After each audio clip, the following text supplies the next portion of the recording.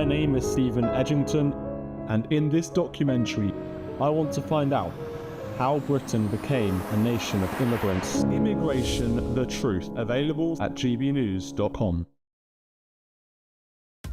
Are the newspapers getting you down? My wife didn't divorce me that month. Struggling to separate the wheat from the chaff? I know that it's a bit of a circus at the best of times. Well, don't worry, Headliners has got you covered. We'll take the burden of reading the day's news, and if we get depressed, who cares? It's an occupational hazard, frankly. That's Headliners on GB News from 11 p.m. till midnight, and the following morning, 5 till 6 a.m. on GB News, the comedy channel. Nah, just kidding. Britain's news channel. It's Patrick Christie's Tonight, and here we do things differently. It's explaining the absolute madness of this, doesn't it? It's explosive. I mean, this is very good. It's lively. 850. Your government sat there short and it did nothing. It's controversial. And the Middle East has been in turmoil since before I was born. It's everything you need to kickstart your evening. Everyone's had their Weetabix tonight. I love to see it. That's Patrick Christie's Tonight, weeknights from 9 p.m. Only on GB News, the People's Channel, Britain's news channel. Good afternoon, Britain. Your lunchtime update on the stories that matter across the UK. From breaking news and insightful analysis, inspiring stories and lively debates. Are you comparing yourself to a former Prime Minister? Which is it? Stay informed, stay updated, stay entertained. I just don't know how anyone would not want to be there. Every weekday from midday. We are Good Afternoon Britain, only on GB News. Britain's news channel.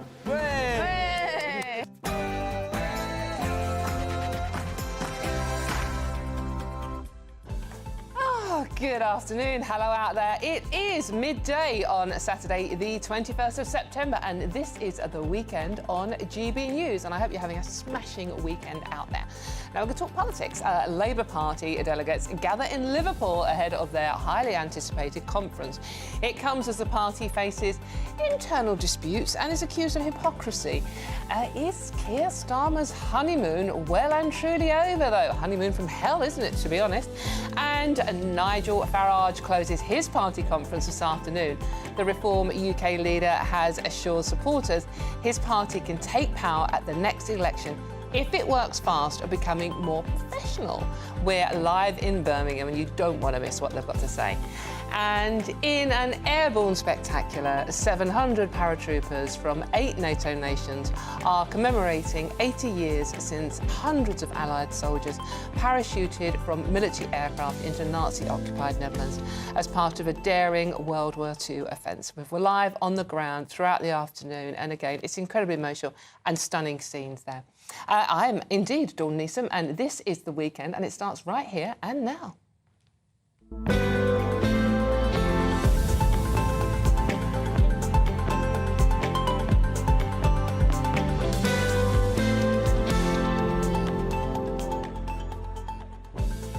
Now, I always say this, the favourite part of my day here is talking to you lot out there. So, and it's all about your views. It's not about me or my wonderful panels. It's about what you think, what you want to talk about. So it's very simple to get in touch as well. Let me know your thoughts on all the stories we're discussing today, or it's the weekend, anything you want to chat about, really.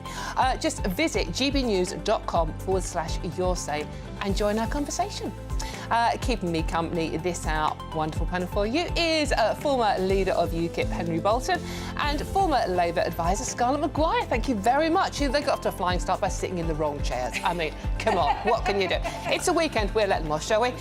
It was Scarlett. That's not very gentlemanly. Blame Scarlett, honestly. But before we get stuck into today's stories, let's get the news headlines with the very lovely Sophie Rupert, looking gorgeous in blue. Here she is.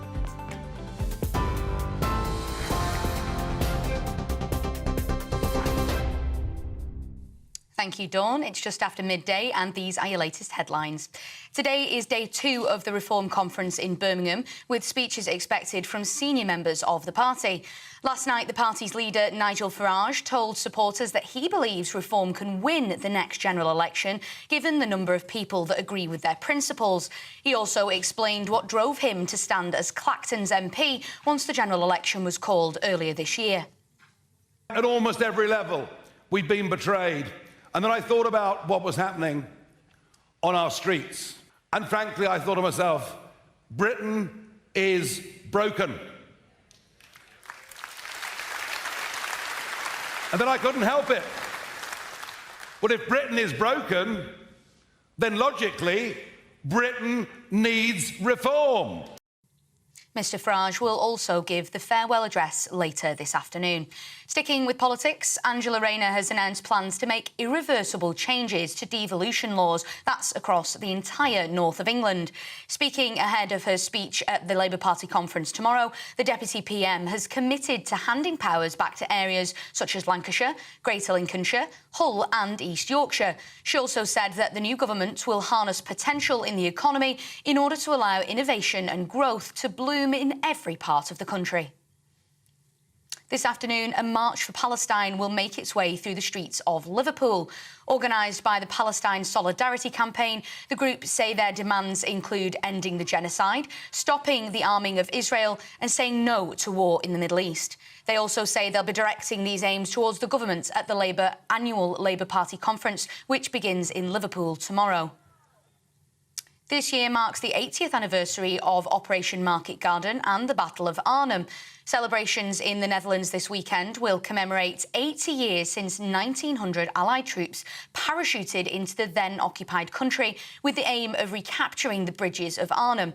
Throughout the morning, the contemporary equivalents of those men are recreating the drop at Ginkle Heath in Ada, jumping from an aircraft into the same place our troops would have landed 8 decades ago. A Snap poll has opened today as members of the National Education Union will vote on pay and funding. Teachers and education professionals in the UK will have until the 30th of September to either accept or reject the government's offer of a 5.5% pay rise. This comes after Chancellor Rachel Reeves agreed in full to follow the recommendations of the School Teachers Review Body. The Met Office has issued a further weather warning with heavy rain and thunderstorms forecast for the rest of the weekend. The alert will remain in place throughout today, covering Wales, the Midlands, the South West and parts of the South East. The forecaster has warned that people should expect damage to buildings as a result of lightning strikes, disruption to public transport and flooding, all within the affected areas. Those are your latest GB News headlines for now. I'm Sophie Reaper. More from me in half an hour. For the very latest GB News direct to your smartphone, sign up to News Alerts by scanning the QR code or go to gbnews.com/alerts.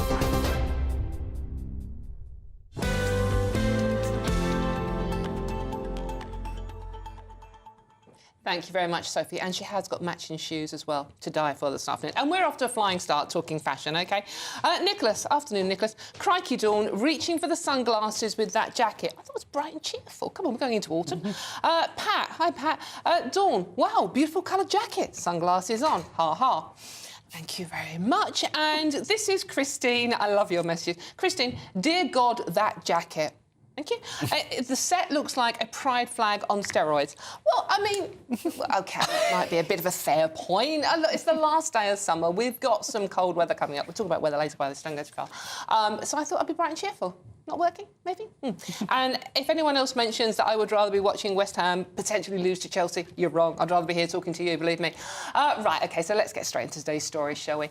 And now, this is amazing. In an airborne spectacular, 700 paratroopers from 8 NATO nations are commemorating 80 years since hundreds of Allied soldiers parachuted from military aircraft into Nazi-occupied Netherlands as part of a daring World War II offensive. We thankfully have the very lovely reporter Charlie Peters out there to tell us what's actually happening. Charlie, lovely to see you. Weather looks fantastic there. Very, very emotional day. Can you bring us up to date on what's actually happening today? Well, good afternoon. Yes, it is a gorgeous day here. Similar conditions to those that were enjoyed by the glider pilots who first landed here at Ginkle Heath in the Netherlands on the 17th of September 1944. They landed at this area, which is quite similar to Salisbury, where airborne forces often train in the United Kingdom. And their first obstacle wasn't Nazi resistance, but the great joy of the Dutch they had come to liberate. The Dutch delighted to see the Pegasus flag of the Union Jack's forces arriving, the British airborne forces turning up to liberate them. But very quickly, those conditions were replaced by 2 fierce fighting German panzer divisions of the Waffen SS. Now, several more parachute drops occurred over the next 3 days, and they dropped into what was described as a cauldron of first, the most that airborne forces had ever experienced. Many in the parachute regiment now, 80 years on, say that this battle honour is there due to the intensity they did and put on me. Now today we have been commemorating those men. And as you said, Dawn, those 700 paratroopers jumping in from 8 different countries and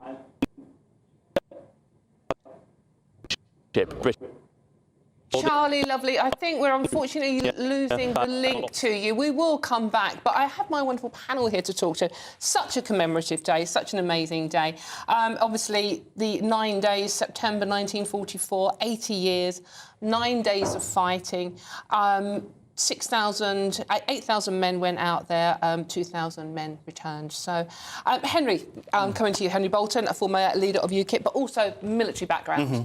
What does today mean to our military?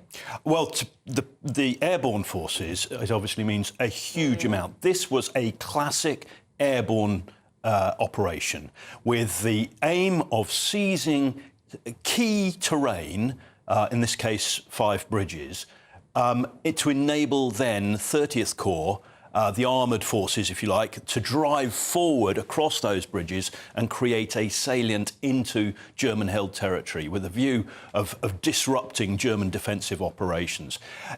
To a large extent, it worked, but of course the famous... and all the bridges were taken apart from the bridge at Arnhem, which, I mean, it was, as the film is entitled, A Bridge Too Far. Yeah. But it's an amazing operation, an amazing feat of arms, not for just what it was, but also for the boldness, the ambition of a military plan, the courage required by the leadership to take on what was an incredibly risky operation.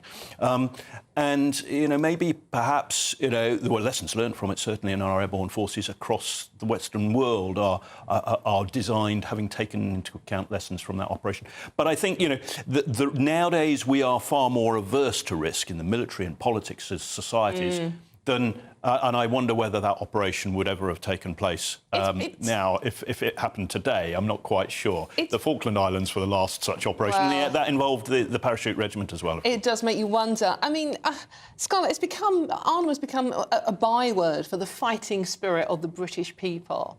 What, I mean... Obviously, you don't have the military background that Henry does, but what does today mean to you? Just watching, you know, the current... parachutes, you know, landing in that area. It's incredibly emotional. No, it is incredibly emotional, and you think of those men who parachuted down and not knowing what was going to happen at the bottom. You know, I mean, that it was incredibly brave. I think Henry's wrong about the risk of us. We were in the middle of a war, right? Now we know it was coming to an end, but then we were in the middle of a war.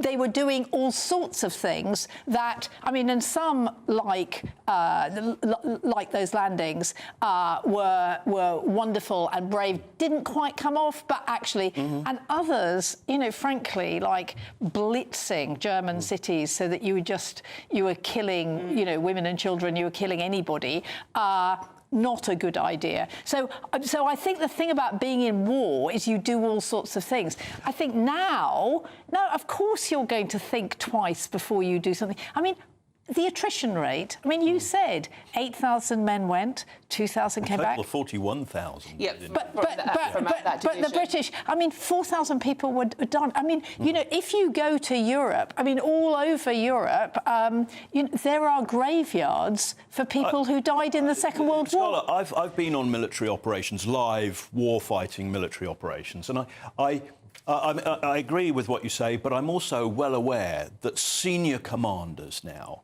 are expected to exercise far more restraint than they were then. And I'm not saying that's a bad thing. I'm not saying that at all. But there was a boldness about that operation, which I wonder whether we would see if we were in similar circumstances today. And thank God we're not. But I think the thing about that boldness was that they weren't killing... I mean, this was army against... I mean, paratroopers against army, right? What the boldness that one worries about is when the civilians getting killed. OK, we are coming back to that because we are going to watch. We're going back to. Hopefully, we'll get Charlie's link back up. We are going to watch the actual, the major bit, which I believe is taking place at 12:30. So I don't want to go too far for that.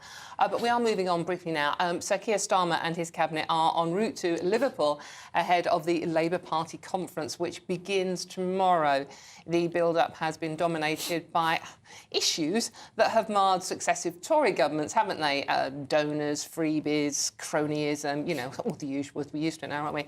And not to mention bitter feuds in number 10 as well. And, oh, yeah, the increasingly bleak economic outlook, which we have been warned about, haven't we? Things are going to get worse. Yay. The Prime Minister reassured his party on Friday that he is completely in control and will try to put this past week behind him, galvanising Labour once again. But is the honeymoon period well and truly over? Well, trying to explain how Labour are going to deal with this one is GB News' Tom Harwood, who is live in Birmingham for us. Tom, I mean, this has been called the honeymoon from hell in one of the newspapers today. Labour got a lot of work cut out making this a positive conference, haven't they? They certainly do. Who would have thought that the mood would be quite so dour heading in to 4 or 5 days of the Labour Party convening together just 2 months after winning a handsome election victory in the House of Commons. Of course, the largest parliamentary majority since the days of Tony Blair. It was a stunning electoral success for the Labour Party, and yet just 2 months in and the mood has somewhat turned. The personal ratings of Sir Keir Starmer have been plummeting, and the Labour Party is below 30% in the polls. Well, how can this be? Part of it, of course, is the fact that this large parliamentary majority that the Labour Party won was won on a historically low share of the vote. Just 34.9% of those who turned out voted for the Labour Party, and it was in many ways the fact that the other parties were quite so unpopular that Labour was able to cruise to victory.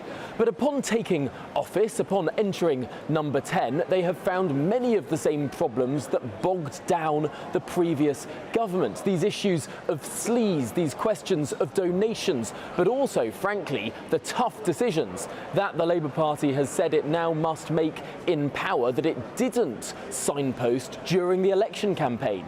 Nowhere in the Labour Party manifesto was the idea that they would remove the winter fuel allowance from millions of pensioners. Nowhere in the Labour manifesto was this idea that tax rises might fall, whether it's on inheritance tax, whether it's on capital gains tax, whether it's on the way in which council tax is divvied out. All of these are now on the table ahead of what is probably going to be a pretty bruising budget, and that makes not the rosiest backdrop for what should have been a victory lap for the Prime Minister.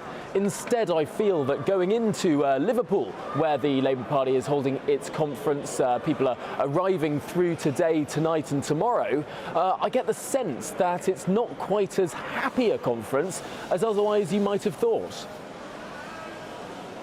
As anyone says, I'm in control, I instantly think they are not in control, and that's what we've heard from Keir Starmer. I mean, he doesn't seem he can even control his office, with Sue Gray in a bitter fight with their head civil servant. She's also been revealed as earning more money than the Prime Minister, which was something she was warned wouldn't be a good look, and it is proving not to be a good look. Is Sue Gray going to dominate what's happening in the conference when we should be talking about moving forward?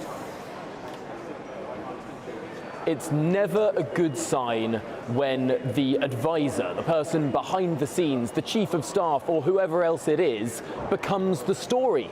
We'll remember when Alistair Campbell became the story for Tony Blair. Well, he didn't last much longer after that point. You remember when Dominic Cummings came the story behind Boris Johnson. He didn't last much longer past that point. But I think there's a deeper issue here than the fact that Sue Gray is paid more than the Prime Minister and has, by all accounts, had quite a lot of control over Downing Street, moving people's offices around to try and play personnel off one another and all of the rest of it that we've been been reading, the deeper story, as you alluded to, is the bitter factional war that appears to be playing out behind that shining black door to number 10. It seems that there are various groups, Simon Case, of course, the Cabinet Secretary in this war with Sue Gray, the Prime Minister's Chief of Staff, but also the Prime Minister's election guru, Morgan McSweeney, the man sort of behind the Starmer project, seems to be in loggerheads in this sort of war with Sue Gray as well.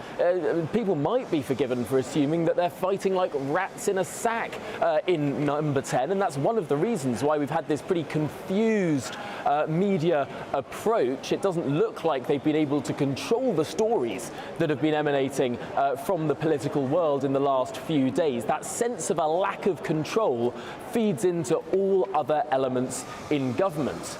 Now, what the Labour Party might say to this is, of course, they're new into government, they're just getting things sorted, and they say that an almighty mess was left behind by the last guys. But I think it's fair to say that a lot of people knew what the state of the economy was. A lot of people knew that there would have to be some tough decisions made, and perhaps one of the big errors of the Labour Party is they didn't make that clear to the electorate, or clear enough, before the election took place. Tom, you're actually in Birmingham for us, which is where we did have a party conference over the last couple of days that seemed, well, it was a party. They had fireworks, they had goodie bags. I've never seen so many turquoise ties in one place. The Reform Party are closing up today. We're hearing from Nigel Farage later. That seems to have gone quite well. Yes, it's strange. Walking around this conference here in Birmingham, you wouldn't think that this is a party that only had 5 MPs. You'd think that this was a party on the edge of government. I don't know how much of that is bravado and how much of that is delusion, but certainly this is a very optimistic party here in Birmingham. And it's a professionalising party. Just this morning, the members here have passed a new constitution for Reform UK, taking the party out of the sole ownership and control of Nigel Farage and giving it a more democratic structure so that members can vote for new leaders, have no confidence votes in leaders and all the rest of it. It feels like this is a professionalising party, but my goodness, do they have a mountain to climb if they want to get more than that sort of beachhead in Parliament of the 5 MPs they were able to elect in the general election. The optimism here, however, is striking because they feel that the new government is running into many of the same issues the last government did. Nigel Farage yesterday said that perhaps the Reform Party has a once-in-a-century opportunity to break through, given how much of a mess the other parties are in. Indeed, absolutely. We will be coming back to you, Tom, and I believe you'll have Lee Anderson with you at one point, and we're also looking to hear from Nigel Farage himself with the closing speech. Thank you very much for now, Tom Harwood. Now, for all the best analysis and opinion on that story and much more, please go to our website, gbnews.com. And, of course, don't forget to let us know what you think, gbnews.com/your say, and get your comments coming in. Read them out. I'm Dawn Neeson, and this is GB News. And after the break, I can tell one of them's at least frothing at the mouth over this one. I'll be getting my thoughts, the thoughts from my panel.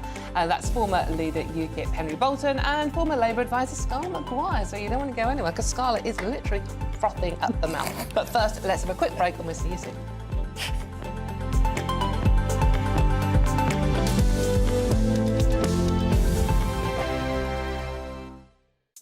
Nana Queer, weekends from 3 p.m. I'm now joined by a truly inspirational man. He's an endurance runner, Ben Smith. 401 marathons in just 401 days for mental health and well-being. He was spurned on after being bullied as a child, was able to raise a whopping £250,000.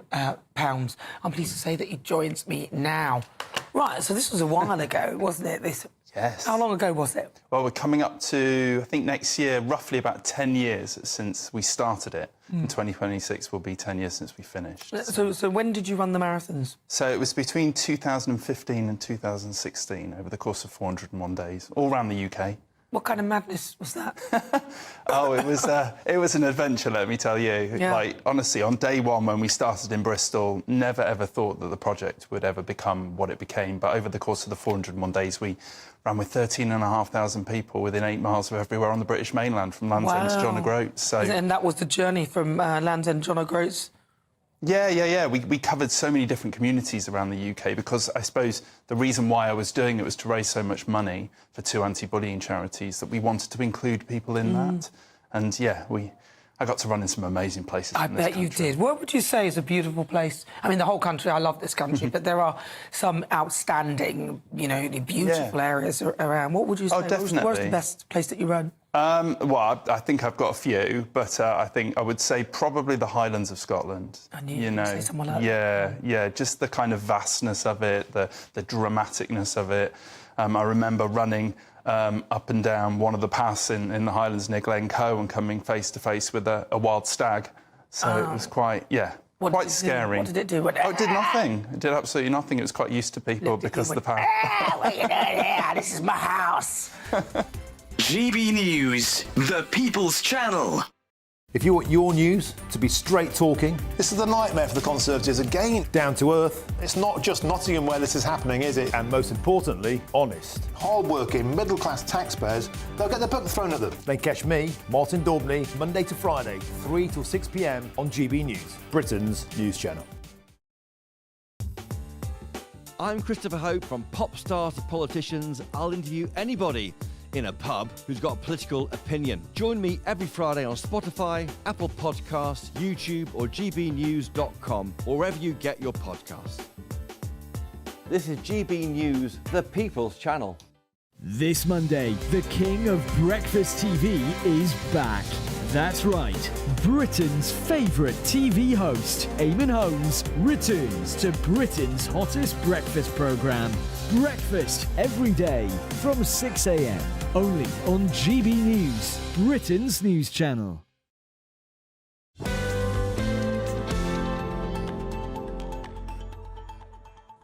Hello, there you are. Welcome back to the weekend with me, Dawn Neeson. Jen, keep the messages coming in. I do love them. As I said, my favourite part of the show. Jen, love your yellow jacket. Thank you very much. Not to mention the highlights in Tom's hair.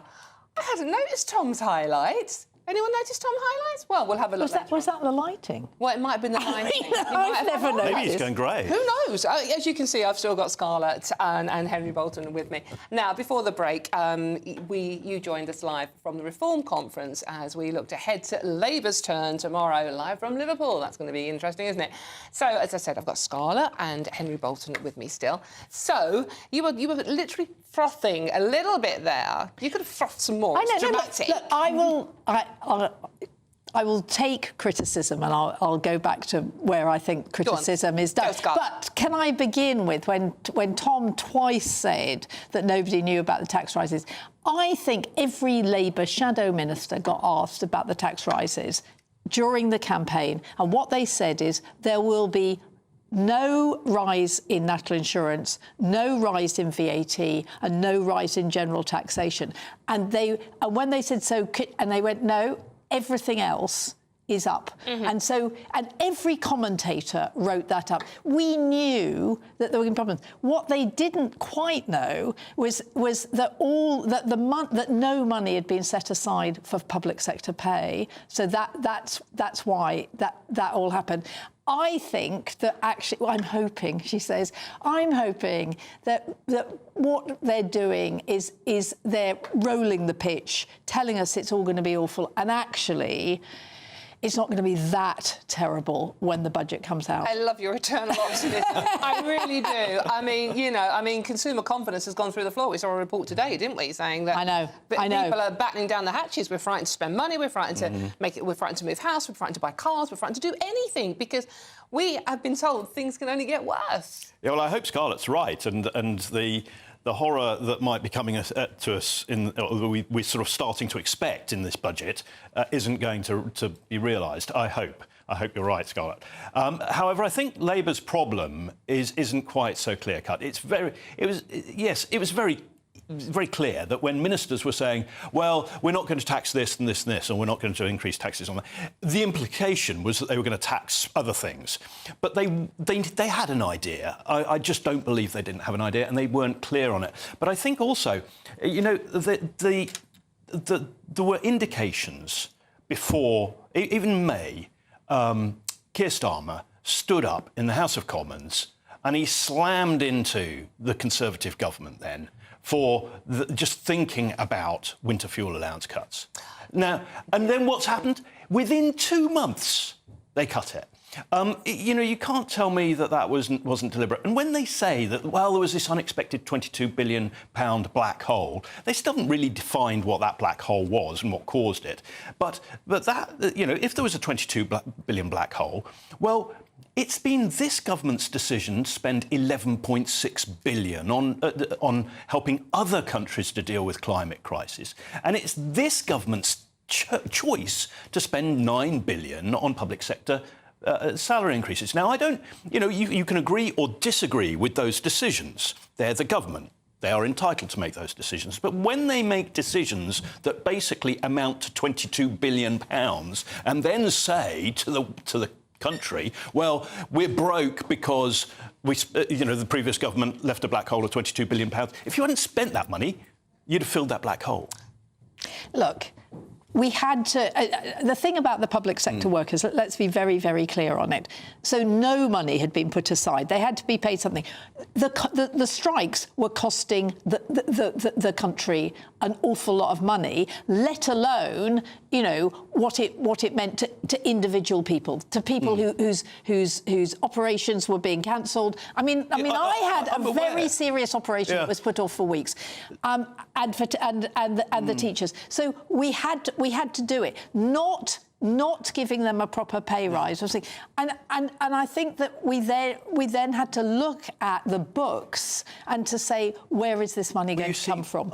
Whilst I think there is a problem with public sector pay, you know, policing, nursing, the armed forces, all sorts of people, I don't think that problem was anywhere near as bad with the railways, whatever they say. And there are very few people on the centre-right of British politics who can accept for a moment that those strikes weren't largely political in order to damage the Conservative government as much as possible. So they were not orientated towards, you know... I mean, I wish to God that I earned what a train driver earns. I don't. I earn about a third, OK? You know, these are not people who are on the breadline. But we are now placing around 10 million pensioners in a very difficult position, not just financially, but in terms of anxiety and so on as well. I'm just going to jump in here because I think we've got some lovely live pictures coming in from the Netherlands where we are commemorating the anniversary of Arnhem, and there you can see, I think this is the main parachute drop that's due to take place at 12:30 today. Obviously, we're commemorating the 80 years, 17th to the 26th of September in 1994. Arnhem, a bridge too far, when it became... There we go. That's amazing, isn't it? And this is the modern-day paratroopers recreating what happened 80 years ago. When I think we can go back to Charlie now, can we, who is actually out there for us to describe exactly what's going on the ground. Charlie, are you there? Hello, yes I am. This is the second of 2 mass drops. Now 350 troops landing, paratroopers from 8 different NATO nations of the 700 who gathered here for this commemorative airborne deployment in the Ginkle Heath. This is where the men first landed from the 17th of September 1944 for the start of Operation Market Garden. Garden was the ground operation, the 30 corps armoured units moving up from Normandy to establish a corridor up to Arnhem, fighting for many months to reach there. But Market, the airborne armada, the aerial float that came over from England, tens of thousands of paratroopers, they arrived on this location here. And 80 years ago, on the first day it landed, with glider troops also establishing the landing zone for paratroopers, it was a relatively mild and pleasant landing. I mean, one of the troops even said it was like a naffy drop. He could have walked off, got a cup of tea and a slice of cake. It was like training on the Salisbury Plain. But very quickly, the Germans reacted to these landings that you're seeing commemorated and reenacted now, and panzer divisions from the Waffen SS deployed rapidly to counter-attack. Counter-attacking was a core part of German tactics and procedures during the Second World War. And we're seeing troops now jumping from the Royal Air Force Atlas A400M. That's their vehicle. Those are our troops jumping out now from 16 Air Assault Brigade's contact team. I'm seeing more troops from the British Army also jumping just behind them. In the early deployment from 16 Air Assault Brigade, we saw the Chief of the General Staff, Sir Rowley Walker. We also saw the commander of the brigade, the commander of the 1st Division, the fighting division that is represented from 80 years ago, and all 4 commanding officers of the Parachute Regiment doing what they do, leading from the front, not fighting in a way that they don't expect their soldiers to also do, fighting alongside them. Earlier today, before this parachute drop, we also heard from the King of the Netherlands.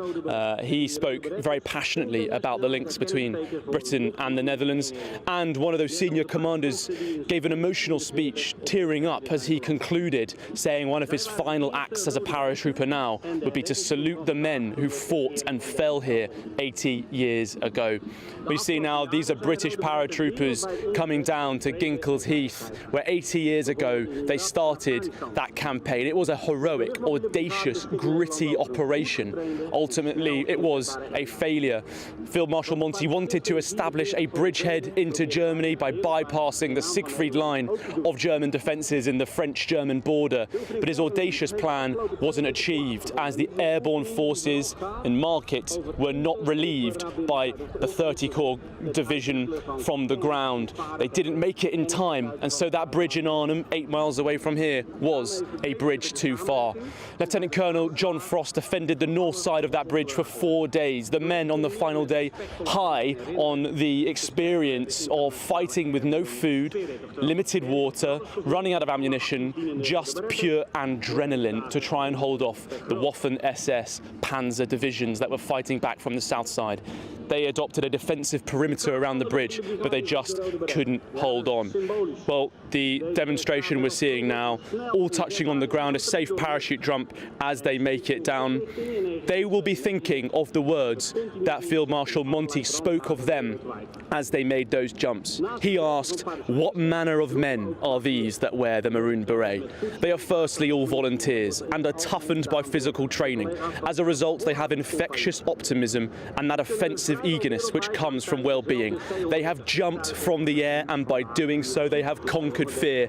And just to my left now, we're about to see some more men conquer fear as they continue to make those parachute jumps into Ginkles Heath, honouring their military forebears and their brothers in arms who did the same 80 years ago. Field Marshal Monty said their duty lies in the van of battle. They are proud of this honour. They have the highest standards in all things, whether it be skill in battle or smartness in the execution of all peacetime duties. They are in fact men apart, every man an emperor. And these men falling from the sky now, gliding towards Ginkles Heath, will be feeling like emperors, wearing the cloth of their country. It's a light uniform, but it will feel especially heavy as they carry the weight of responsibility of carrying the airborne spirit and the airborne reputation into a new era for the United Kingdom and 16 Air Assault Brigade. As I said, Dawn, this operation was ultimately a failure, but year after year, the Parachute Regiment come back here. They come back to Arnhem because of all their battle honours. This is the one where they feel some of the greatest pride. They fought bravely in the Falklands, the Battle of Goose Green, where so many fought uphill against an Argentinian resistance. They have no shortage of honours in Iraq, in Afghanistan, and some of the hottest and bloodiest days in Helmand. But it's at Arnhem where all fresh recruits into the Parachute Regiment, referred to as Joe, joined on enlistment, are sought to explain and learn from these experiences because they show all the characteristics of a paratrooper: grit and determination against all the odds, going feet first into the danger. They called this landing drop that we're in now Hell's Cauldron because after the first day, that easy, gentle landing by the glider pilots, the German resistance was so severe some of the strongest divisional commanders and indeed the best capabilities in the German military at the time were here. And that was the tragedy of Arnhem. These brave men landed in a wasp's nest, the heart of the finest side of the German fighting divisions. These men were hardened, battle-hardened, and they'd also just taken a beating in June in Normandy after the D-Day liberation attacks. And they were looking for revenge. And General Montgomery's parachute drop and that audacious plan to put 10,000 men just 8 miles away from that last bridge he needed to capture was certainly an opportunity for them to get that revenge. The very first contact that these troops that you're landing and seeing now had 80 years ago was with prisoners of war that they captured from the SS. Those that they took, they were real fanatical Nazis. They were battle-hardened and they had all the latest SS equipment. So very quickly, things did not go as expected. The plan quickly unravelled. The logistics, the communications and the enemy were not as they anticipated, but they showed great bravery. They showed great daring spirit. They showed what it means to be a paratrooper of the highest traditions in the British Army, and that's what we're seeing again today. That is the display you're seeing from these forces, honouring their forefathers and their forebears in the Maroon Machine. Charlie, and that's a wonderful summation there. Thank you so much for giving all that information. Amazing. That's Charlie Peters live in Arnhem there for us. Just quickly coming to you, Henry, because you have served in the military. What does it... I mean, Charlie was a brilliant background there, incredibly well done. What does it mean to to today's Air Force men taking part in something like this? I think the military looks at these sort of operations in the past as their forebears, their ancestors, if you like, because the military is very much family. And you look back and you think, you know, although many of the people who are jumping today didn't necessarily have relatives, ancestors who jumped 80 years ago. For them, it's the same thing. It's the paratroopers of a former year. And they will be taking great pride and inspiration from that, but also the standards. They will be absolutely passionate about maintaining the standards of discipline, audaciousness, determination, physical health and well-being, teamwork. All of these things are strengthened in a military unit every time. Every unit, this is the airborne forces, but every unit in the British Army looks back to over hundreds of years, perhaps, you know, to the 1700s, the 1800s, to some of the things, the incredible feats of human resilience and determination and belief that they were achieved through exercising those sort of things, the spirit of man. Nowadays, today's soldiers, I think, are absolutely determined and are reminded by things like this to maintain those standards and not to let down those standards that somebody else has It's so important to remember what those who went before and the sacrifices they made. And the other thing I wanted to make... Very briefly, if I may, Dawn. I mean, Tom mentioned Iraq, Afghanistan, the Falklands. You know, there's Bosnia, there's Kosovo, there's Macedonia. 16 Airborne Brigade was in Kosovo. I paved the way for 16 Airborne Brigade to deploy. There are recent conflicts in which these people jumping today... I'd just like to remind everybody, it's not just a commemoration. These are operational troops, many of whom will have been, and many of whom will be involved in operations involving deadly use of force. And we should remember that. That's why those standards and that history is so important. And it means a lot to the people of Arnhem as well, who still every anniversary go and lay flowers on the graves of those who lost their lives. And well, I mean, the people of Arnhem and the people of the Netherlands know, you know, that 6,000 people lost their lives trying to liberate them. I mean, that's what it was about. And actually, you know, that's what these mostly young men, I mean, they were mostly very young, weren't they? Who were doing it. And it's incredible. And I mean, so my dad was in the Second World War, and it was, I mean, what was interesting was sort of how he slightly changed, well, particularly about nuclear. I mean, about, you know, it's that first of all, everything we did was right, and then he saw what it meant. But he, like, I mean, you know, he was one of the lucky ones. I mean, he was in the Navy, the ships he was on, 1 in 2 people died.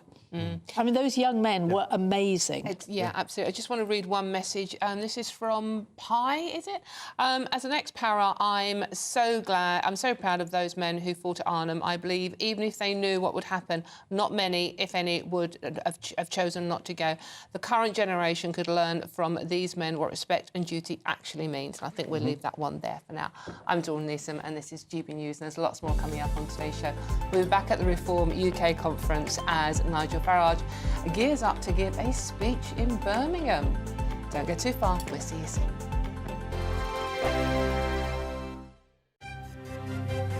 GB News Breakfast, every day from 6 a.m. Luke Douglas Hugh is a plogger.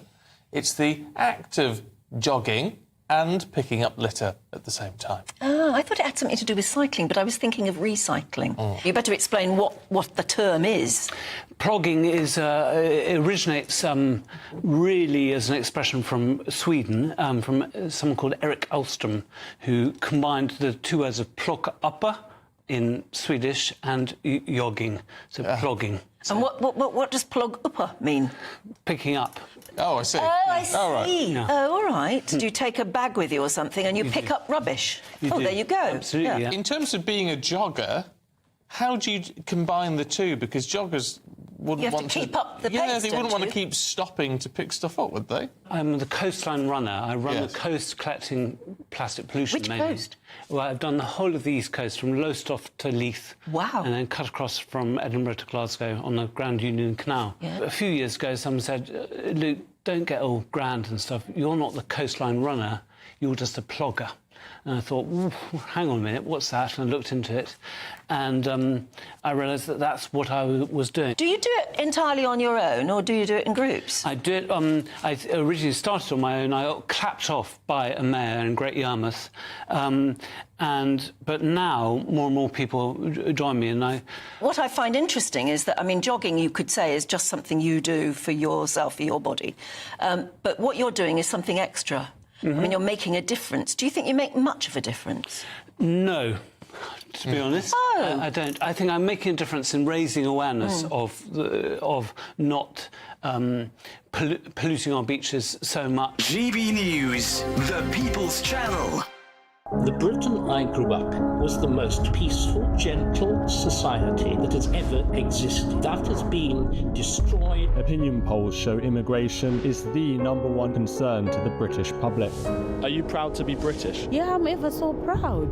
My name is Stephen Edgington, and in this documentary, I want to find out how Britain became a nation of immigrants. Immigration, the truth, available at gbnews.com. It's Patrick Christie's Tonight, and here we do things differently. It's explaining the absolute madness of this, doesn't it? It's explosive. I mean, this is very good. It's lively. 850. Your government sat there, Sean, and it did nothing. It's controversial. And the Middle East has been in turmoil since before I was born. It's everything you need to kickstart your evening. Everyone's had their Weetabix tonight. I love to see it. That's Patrick Christie's Tonight, weeknights from 9 p.m. Only on GB News, the People's Channel, Britain's news channel. This Monday, the king of breakfast TV is back. That's right, Britain's favourite TV host, Eamon Holmes, returns to Britain's hottest breakfast programme. Breakfast every day from 6 a.m. Only on GB News, Britain's news channel.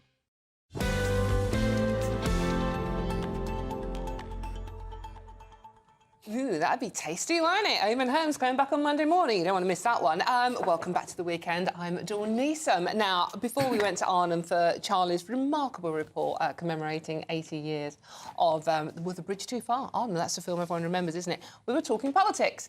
And politics is the order of the day because it's conference season. We had Reform conference over the weekend, and the Labour Party conference kicks off tomorrow in Liverpool, isn't it? In Liverpool. That's going to be interesting as well, isn't it? So let's carry on with the debate we're having before we watch the amazing parachute drop in Arnhem.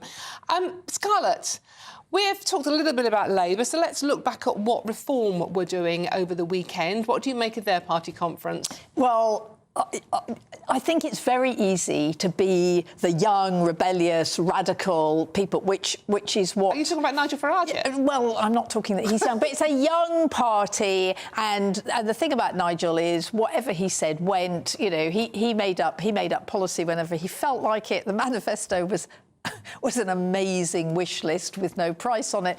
To be fair, that's not just Reform that do that. No, but talking to Paul Johnson from the Institute for Fiscal Studies, he said, no, it was as bad as the Greens, right? Those were the two that he absolutely put in.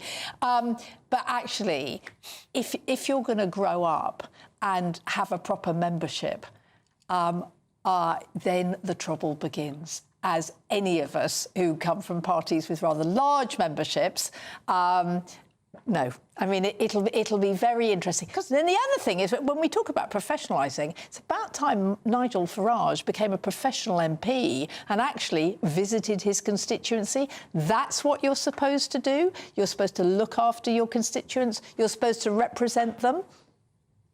OK, I mean, Henry, you know, as a former UKIP leader, you would be expecting to be supporting Reform and... Would I? Tell me more. No, I wish Reform well, and I actually think that they are quite provocative, obviously, but in doing so, what they are doing is they are reminding some people of what conservatism means to an extent. You know, the Conservative Party is busy, part of the Conservative Party, certainly not all of it, is thinking, right, how have we given these people the opportunity to establish themselves and grow? Because surely, you know, the sort of patriotism, not nationalism, protecting our borders, all this sort of thing. They're sort of our traditions and customs, and you know, so on. That's all and rule of law. That's all good conservative stuff, surely, isn't it? These people, we've left that open to these people, and that's absolutely right. And it's good that Reform have been doing that, I think. But at the same time, I totally agree with Scarlett. A lot of the Reform policies sound really, really great. Superficially, you dig below the butt coming. Yeah. I mean, the butt you know, we've already heard at this conference about stopping the boats, and I am passionate about stopping the boats. And I would love to see a Royal Naval destroyer out in the Channel, grab these people and drive them to the French beach, and I'd be going, yeah, like half the country would. But that's not reality. It's all very appealing. It's like going to sort of watching a boxing match or something, you know, and the guy you're supporting comes out on top, or a football match. You get all carried away and emotional about it. If we rein that back a bit and rather soberly look at all the obstacles, they can be overcome. But actually, this rhetoric that's coming out of Reform, making out that it's just so simple, you've just got to be determined to get the Royal Navy into the Channel, actually drowns out the sensible, pragmatic, thought-through and knowledgeable responses that could be applied. And that's very frustrating for me particularly. I think also the reform of reform, which needed to happen, I wonder whether it is going to happen. Because, to an extent, I sympathise with Ben Habib on this when he says, well, it's actually still very much... yes, you know... Nigel's not going to be legally in control, but in practice, with a board basically appointed by Nigel, you know, and the members only being able to ask the board to consider removing the person who's appointed them, in reality, it's very difficult to do it. And I wonder how much the members will actually get a say in input in policy, because I know, having led UKIP, a party that Nigel basically sort of created it into what it was. I know that branch chairmen, branches, members take up a massive amount of your emotional, intellectual and sort of managerial time because, you know, you've got to manage them. But it's no different to Arnhem. As a infantry company commander, your biggest piece of work is looking after your soldiers. And sometimes you despair. And you're exhausted by it, but they are your greatest asset. They are the asset without which you would not be there.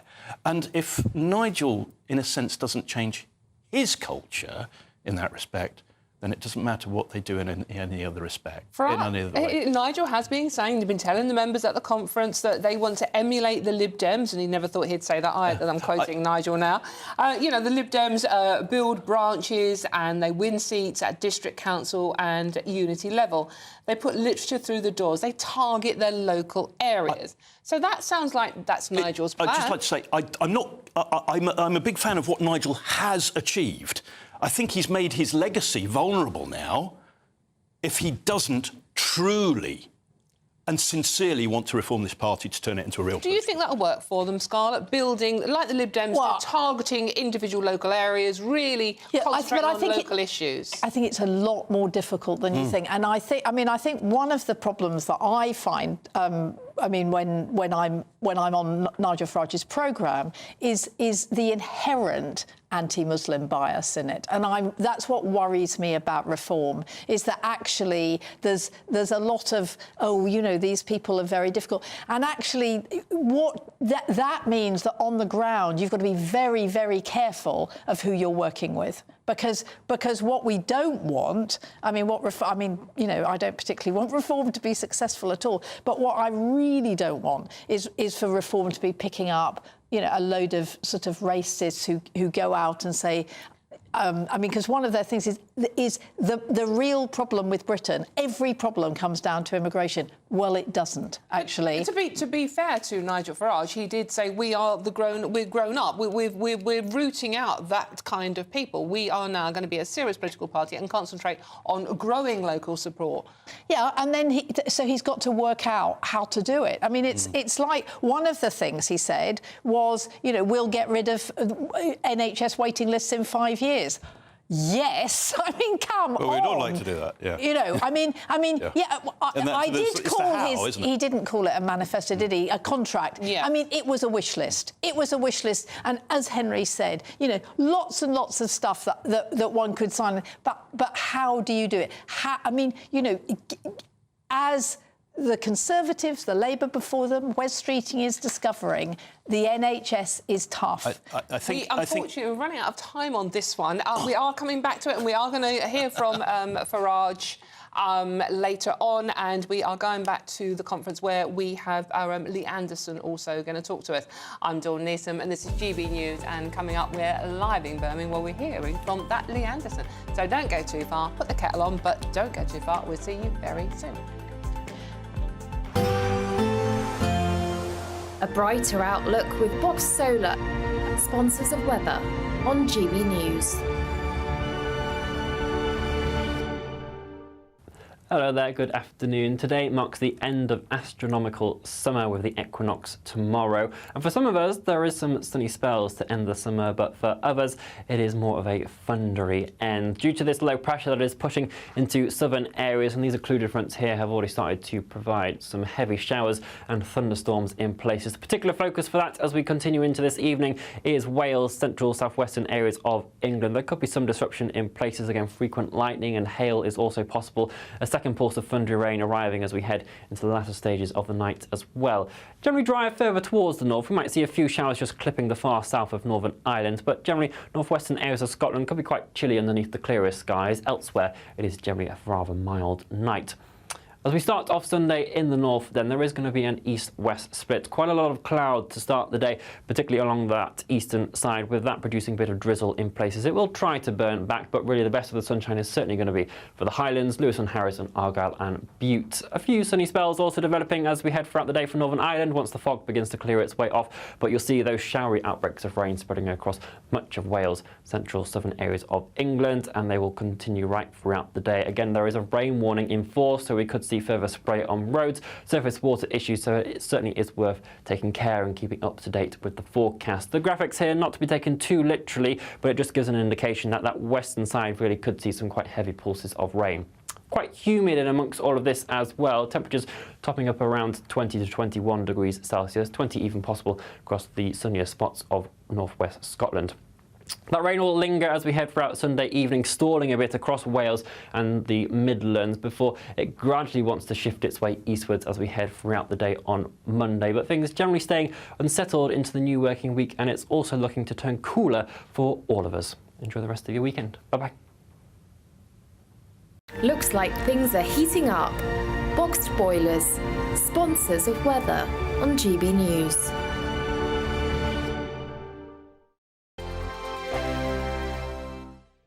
Disney. Good luck. Good afternoon, Britain. Weekdays from midday. A window cleaner is battling to prove he has the only portrait of William Shakespeare made in his lifetime. Yes, so owner Stephen Wadlow has been trying to validate the painting for years. He's had it x-rayed, he's had it analysed by experts, he's had it scientifically dated back to 1595 when the playwright was 31 years old. If it is the Bard, it could be worth north of £200 million.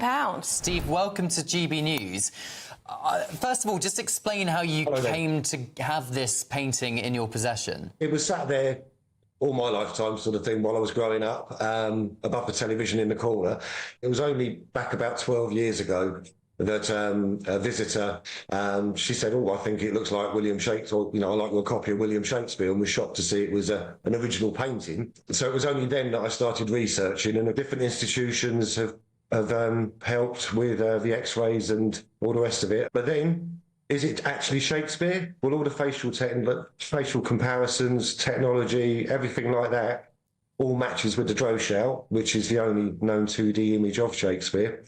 And who do you go to find that out? There's a suggestion in the Sun's write-up of this story that you've been struggling to be heard in the academic world, the lofty art world. It's all a bit snooty. Yes. It's about who you know, and you're a tradesman. Yes, yes. That is definitely true in some avenues, but then I have to say, and it's lovely to be able to have this opportunity to say it, there's other people in that world that have been fabulous. It's taken a long time to sort of get listened to. We want the discussion out there because all the evidence that we've got indicates that this really should be discussed. GB News, the People's Channel.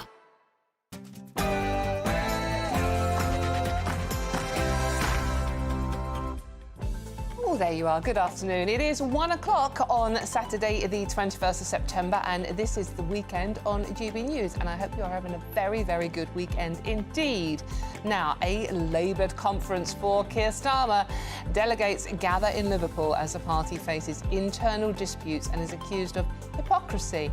Is the PM's honeymoon, the honeymoon from hell it's been called today, well and truly over? And in the next half hour, we will be going to Nigel Farage as he addresses his party conference. The Reform UK leader has assured supporters that his party can take power at the next election if it works fast at becoming more professional. We're live in Birmingham to hear from Nigel himself. And in an airborne spectacular, 700 paratroopers are commemorating 80 years since Allied soldiers parachuted into Nazi-occupied Netherlands. We're live on the ground throughout this amazing event, a wonderful event to witness. I'm Dawn Neeson, and this is The Weekend.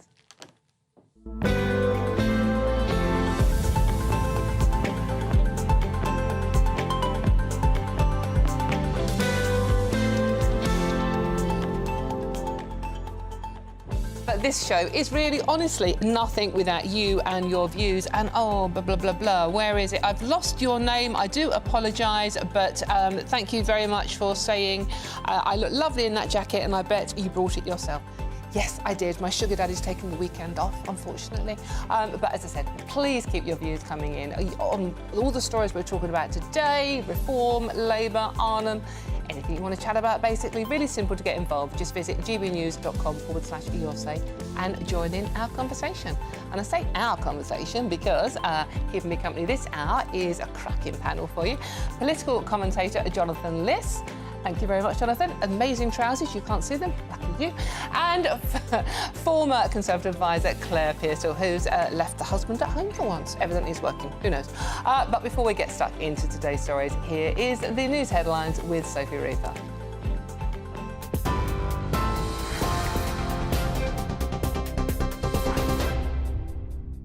Thank you, Dawn. It's just after 1 o'clock, and these are your latest headlines.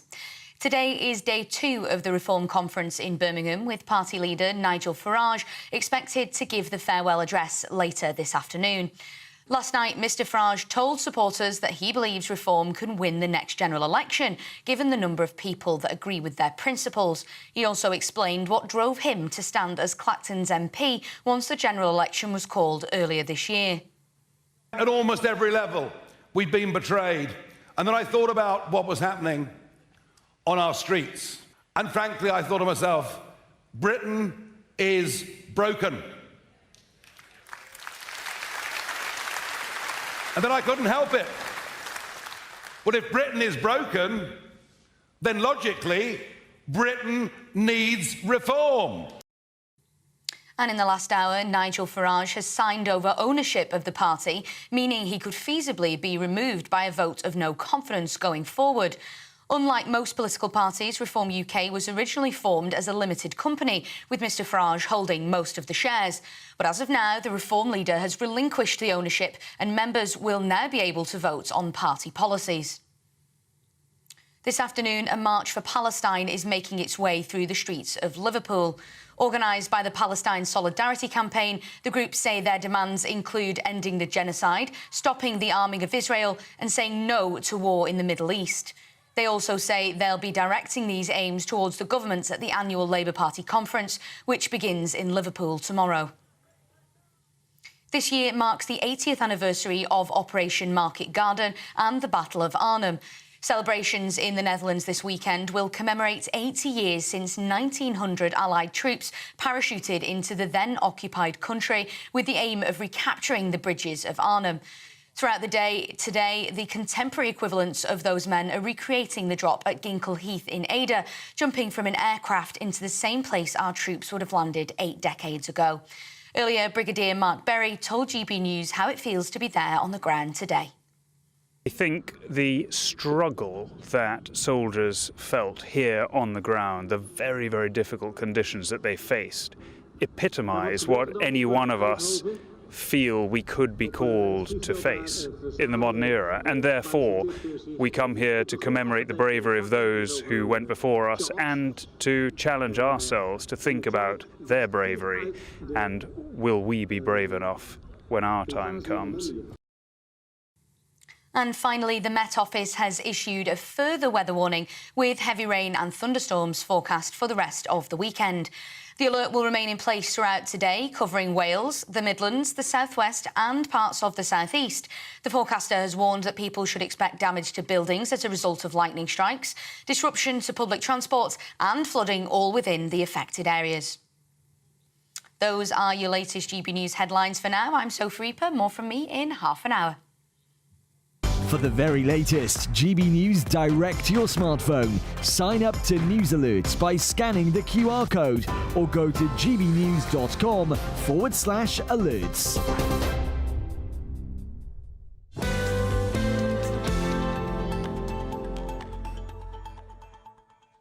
Thank you very much, Sophie. And I just want to quickly mention, some of you are getting very, very annoyed with Scarlett Maguire, who had on as panelist on the first half hour, for saying that if you support reform, you are racist. Now, the point of having people like Scarlett on here is to have different opinions. We don't cancel anybody on this show.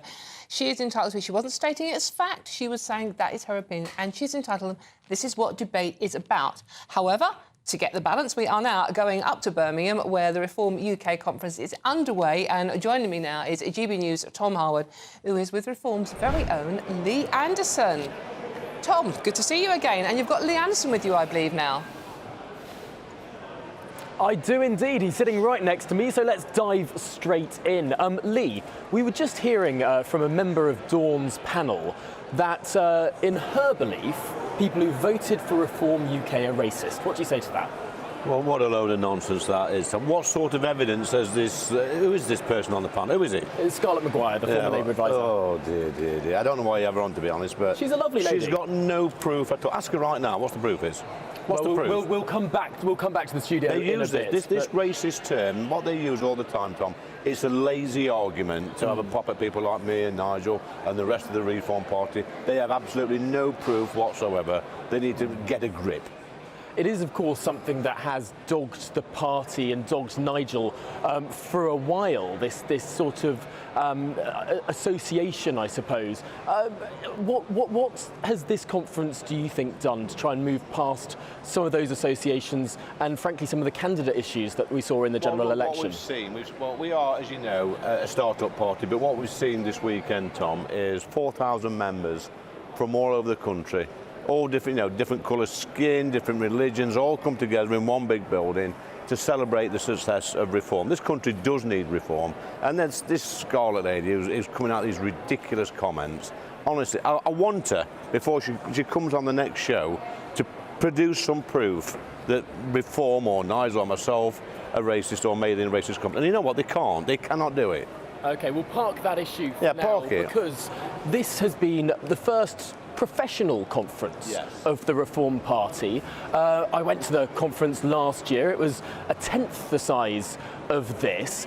Nigel Farage has been saying this week that he feels this party is coming of age. What does that mean? It does. It is coming of age. Like I say, Tom, 4,000 people in there. I think next year there's going to be 8,000 people in that room. We've had nearly 3,000 new members in the last 24 hours sign up to join Reform UK. The excitement out there is unbelievable. People coming up to me saying they want to be councillors, they want to become MPs, they want to deliver leaflets, they want to get involved, they want to raise money. You know, the main two parties, Tom, have quite frankly let the public down. The public are very nimble now in their voting. They can pick and choose now which way they're going to vote, and people see us as a credible option. And the speeches yesterday were brilliant. The atmosphere in that place there was something I've never experienced before. You know, you've got to look at the other conferences coming this week, and they'll be sat there talking to each other in the audience, not even listening to the main speakers. Every single, and I am biased, because I was speaking yesterday, but every single speaker in there yesterday was a different class. It is interesting. In your speech, you decided to take out a letter that you had received from the television licensing people and rip it up on stage. What was that about? Well, you know my opinion on the BBC. And listen, I've always said, ever since I stopped paying my TV licence, that the BBC would not get another penny off me. And they've got a bit of a cheat, keep sending me reminders to pay my TV licence. I'm not paying anything that funds the pension of perverts like Hugh Edwards. Do you think that this potentially puts you at risk of imprisonment? Do you watch live television? Well, listen, they can come round, they can knock on my door, and they'll get told to clear off. Wow. Yeah. That is... How's that grab you? There are, of course, people who have been fined, who have been sent to prison for non-payment. Yeah, you get sent to prison for non-payment. I don't watch live TV. I get all my stuff off. I watch a bit of Netflix, obviously, but I don't watch much TV, to be honest with you, Tom. I think it's a bit of a cheek. It's a poor service. It's we've seen just this week over the last couple of weeks with this other scandal, this Hugh Edwards scandal. I'm not paying my money to an organisation that does that. Absolutely shocking. They should be ashamed. In fact, this Director General, whatever his name is, the sort of money they've been paying Hugh Edwards over the years, they should pay that to the victims of these children. These children who are victims. It's a strong statement. Yeah. Your speech yesterday repeatedly used the mantra, "I want my country back." What does that mean to you? Well, if you have somebody like Scarlett Maguire, she would probably say that's racist. But in my speech, I want my education system, our health system, law and order, defence, immigration system, our borders. I want them to go back, Tom, to how they used to be when they used to work in this country. It's as simple as that. This has been a moment at this conference where a lot of people are talking about the next election, assumed to be 2029, and the possibility that the Reform Party could win that election. Is that a credible thing to say? Win. I mean, if you said that to me, 4 or 5 months ago when I first joined the party, I would have said, you're crazy. But now, I mean, look at the start Sir Keir Starmer's had. The Conservative Party are in a real mess. They're going to pick a leader, more of the same. And the political ground, if you like, Tom, is quite fertile at the moment for a new party to grow. We are growing, thousands of new members, lots of volunteers. Like I say, the two main political parties, people are switching off from them, and people will come out. They've got an alternative now, a credible alternative and they're going to see what's gone off this weekend, and they're going to come out and vote for us. It took 30 to 40 years for the Labour Party to grow from a handful of members of Parliament to being in government, and only then with a minority administration at the start of the last century. Why do you think that reform could do it faster? There was no TikTok then, was there, Tom, or social media, or any of that sort of stuff. People are more switched on now, they're more alert, they're not getting the news a week later. They're getting it just like that, and that's what they love about, about the social media age we live in. They can keep up to date, they can keep politicians like me, we're accountable. It's instant, it's in their hand, and people are really engaged. It's like a soap opera at the moment, politics, it really is, and the people of this great country of ours have got a stake in it. Lee, I'm going to have to stop you there because Nigel Farage is speaking on stage. Let's listen in. Party and this nation's future is. Are you ready?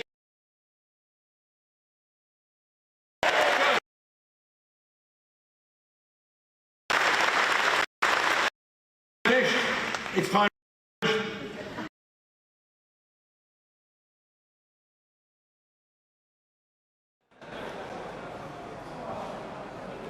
I don't think we're going to be listening in because we can't really hear Nigel, but we'll try and get him back as soon as possible. Lee, still with us. Yeah. What do you imagine Nigel might be saying? Pretty much what he's been saying all weekend, Tom, which is the country needs reform. We are a growing party. The People's Army are out in mass this weekend. There's a real sense of political optimism. People think that there is a credible alternative now. They think reform is the way forward. We're listening to people, Politics is not that difficult, Tom, in my opinion. Go home, have a weekend like I do, listen to people in your constituency, go back to Parliament the week after and ask the same questions they're asking. And that's what the Reform MPs are doing in Parliament at the moment. The people out there can see that and they want more of the same. Of course, a colleague of yours has been in hot water this weekend in the Financial Times. They're saying it's a disgrace that he donates his salary to charity. I'm talking, of course, about Rupert Lowe. Yeah, I mean, which idiot has said this? I mean, it's unbelievable. There's been a sudden, I think since we got elected, the 5 MPs, there's been a sudden influx of idiotic comments from people like this. Rupert Lowe, yeah, he's a wealthy man, we know he is, but to donate £5,000 a month to local good causes, I mean, that's great, surely. I mean, more of that, please. There have been anonymous MPs from other parties saying that it makes them look bad by comparison and that they're quite upset by this. Oh, I don't know why they're upset about it. They should be encouraging this sort of behaviour. And these anonymous MPs, they probably are anonymous in their own constituencies, Tom, most of them. And it'll be the usual Labour lot, I suspect. I suspect there's a few Tories in there. But at a time when we've got a Prime Minister accepting, glasses and suits, his missus is getting dresses and frocks and whatever, he's going to football matches, raking in thousands. And I've said it before and I'll say it again. Keir Starmer is the UK's most prolific scrounger, possibly the biggest in Europe. It is extraordinary how this new government has sort of fallen into the traps of the last government. Of course, for a time you were a Conservative MP. Yes. Do you see parallels between the sort of mired scandal that we saw about halfway through the last administration happening just 2 months into this one? It's like a blind hypocrisy. I mean, when things were happening within the Conservative Party, the Labour Party was very quick to call these out and go on every single platform and make a song and dance about it. But hey presto, just 10 weeks after being elected, they're doing actually worse. I mean, the Prime Minister of our country on a massive salary is taking freebies like this. It's unbelievable. I think he's took more freebies than anybody. And they've actually stated now that I think him and Angela and Rachel Reeves aren't going to accept any more free clothes. I mean, what the hell is going on? Of course, what they might say is that this is all within the rules. People are allowed to accept donations. You can declare your donations on your own register of interests. I mean, this is normal. This is politics. Yeah, but they keep saying the people with the broadest shoulders have got, they've got to take the hit whilst we're in a little bit of a mess at the moment. And it would appear that if you're a politician earning really good money, good salary, good expenses, that you can put your hand out, put the begging bowl out, and some rich donor will come along and kick you out with a new set of clothes. It's wrong. Why do you think it is that Keir Starmer has £1,500 glasses? I don't know. I don't know. I've never seen a pair of spectacles for 1,500 quid, Tom. I don't know. It's probably some top designer brand. I don't know what brand it is, but it's probably a bit of a show-off, is he? I don't know. He likes to wear designer stuff, go to the Arsenal matches. I don't know. I mean, a box, eight grand a game for a box at Arsenal. He needs that for his security. Look, Rishi Sunak, he used to go to the Southampton games and sit with the crowd. I go to Forest games and sit with the crowd. It's a load of nonsense. It's freeloading. It's a strong term to use against the government because, of course, they might say that this is an unfair criticism. Why is it strong? It's freeloading, it's sponging, it's scrounging, it's getting freebies. Left, right and centre, Tom. That is sponging. If you was in the bar last night, which I'm sure you was, and you didn't buy a pint all night and I was buying all your drinks, people would accuse you of being a sponger. It's the same with Sir Keir Starmer. It's a heavy charge because this is a government that has said it's stuck to the rules. Do you think that it matters whether or not they stuck to the rules? Well, I think you should show a bit more nous, political nous, if I'm honest, Tom. You know, people are struggling in this country, you know, struggling to heat their homes. The Labour Party's been banging on about for the past goodness knows how long. As soon as they come into power, they get caught out. They've been caught with their trousers down. They're at it. The snouts are in the trough. And I tell you what, Labour conference I think starts tomorrow. There'll be some unhappy members there, Tom. Really unhappy. Well, I will test the mood of the floor in Liverpool at the Labour Party conference. I'm off there this evening. But for now, Lee Anderson, thanks very much for joining us and for standing in for Nigel Farage when we couldn't quite hear what he was saying. Back to you, Dawn. Thank you very much, Tom, and please pass on our thanks to Lee. Actually, very strong comments in response to Scarlett Maguire there. So let's see what my panel make of what they've just heard. I'm joined by Claire Pearsall and Jonathan List. Claire, I'm going to come to you first. I mean, lots of people very, very angry about Scarlett's comments, implying that Reform supporters are all racist. That is her opinion. People on this show are entitled to their opinions, as you are entitled to your opinions out there. What do you make of what you heard Lee Anderson just say in response to that? I mean, it's quite a bold statement to have that opinion of a party that suggests that they're racist without putting up some proof. Now, we all know that you should be able to stand something up if you're going to put it out there as a fact. So I think that that's something for Scarlett to answer in due course. But I think Lee Anderson is just a man who speaks exclusively in sound bites. Things like, you know, I want my country back. Well, what does that mean? And I kind of want to see a little bit more from Reform. If they are putting themselves forward as the new government come 2029, then I want to see a little bit more professionalism, a little bit more grown-up behaviour. And I think that Lee doesn't do himself or his party any favours by exclusively making comments like that also he can't stand up. So it works all ways. OK, and Jonathan, you were... I mean, I say one thing about making a few comments under your breath. I'll say one thing about Keir Starmer, Dawn. He doesn't earn an extra £100,000 presenting presenting TV shows on GB News, as Lee Anderson does. 3 years after Lee Anderson said, if you need an extra 100k a year on top of being an MP, then he should really be looking for another job. And then he complains about people with their snouts in the trough. That doesn't wash. And as for the other comments... to be fair, there are plenty of Labour politicians who have... But he was attacking them. He was attacking them. If he said MP should be allowed to have second jobs and earn an extra 100k, there wouldn't be the charge of hypocrisy. Then he has no right to complain about anyone having their snout in the trough. And as for the Islamophobia, here's what he said on Twitter. He said about Sadiq Khan, he's given our capital city away to his mates. I don't actually believe the Islamists have got control of our country, but what I do believe is they've got control of Khan and they've got control of London. That is a nakedly Islamophobic statement, and he only made it because Khan is Muslim. The idea that Khan is any more pro-Islamist than any other politician in this country could only be based on Islamophobia.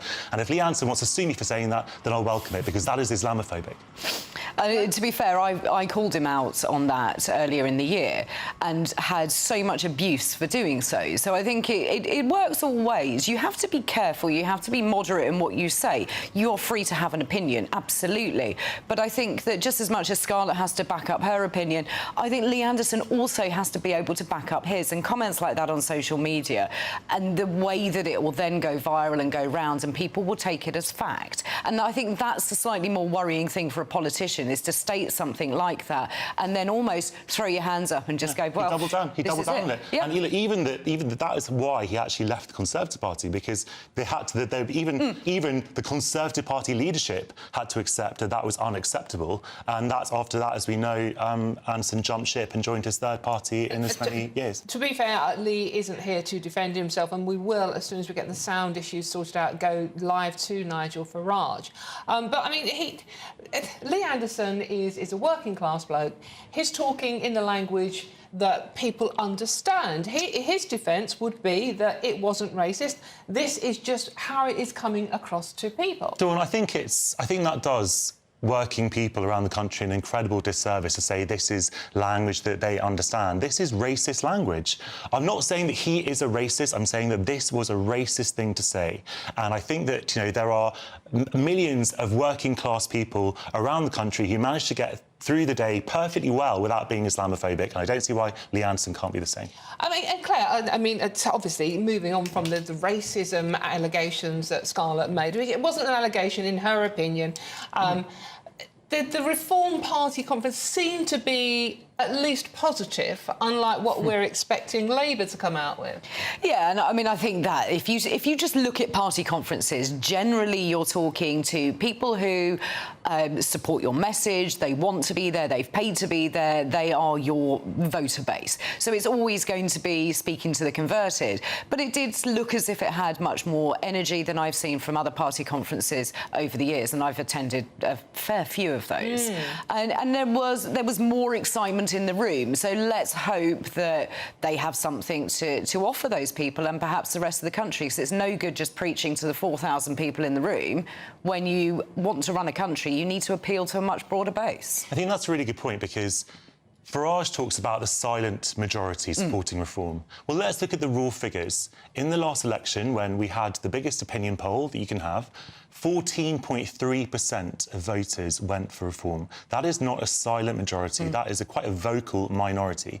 So if the only way that Farage could ever even dream of the higher power to which he obviously aspires is by a hostile takeover of the Conservative Party, the people who should be most alarmed by this speech are the people in the Conservative Party who are currently in complete division and disarray. It's not easy for Farage to take over this party, but someone like Jenrick, who's positioning himself, Robert Jenrick, who's positioning himself as an ersatz version of Nigel Farage, a kind of slightly pinker version of the red meat that he is appealing to, it's never going to win the country round. And if there are enough people in the Conservative Party who prefer what they see, then Farage does actually stand a good chance, not necessarily taking over the Conservative Party, but maybe making a new party that draws in a lot of former Tories. To be fair to Robert Jenrick, in my interpretation of it, all he was talking about was there's nothing wrong with being proud to be English.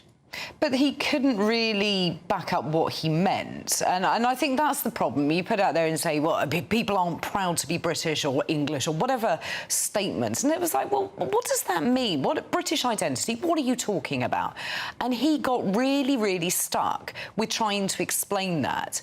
And if you're hoping to be leader and bring a party back together again, which I very much hope that somebody will, don't make open-ended comments like that if you don't have the knowledge to back it up, because again it just sounds like headline grabbing, and he looks a little bit reform light. It's not what the Conservative Party actually need, in my opinion, before anyone gets angry. And what we've seen over the last few years is that when people want something, they'll vote for it. They won't vote for something else that's a substitute that's slightly more respectable. They'll go for what they want. This is it, and people don't want to be patronised, and I think by offering them up, this is where reform does have a place in politics, because it is offering a political home to people who are incredibly angry at the way the two main parties have behaved. So I think that both Labour and Conservative need to understand that the country demographic has changed, the way people vote has changed, the fact that many people don't vote as well. I think probably more people don't than I've ever seen.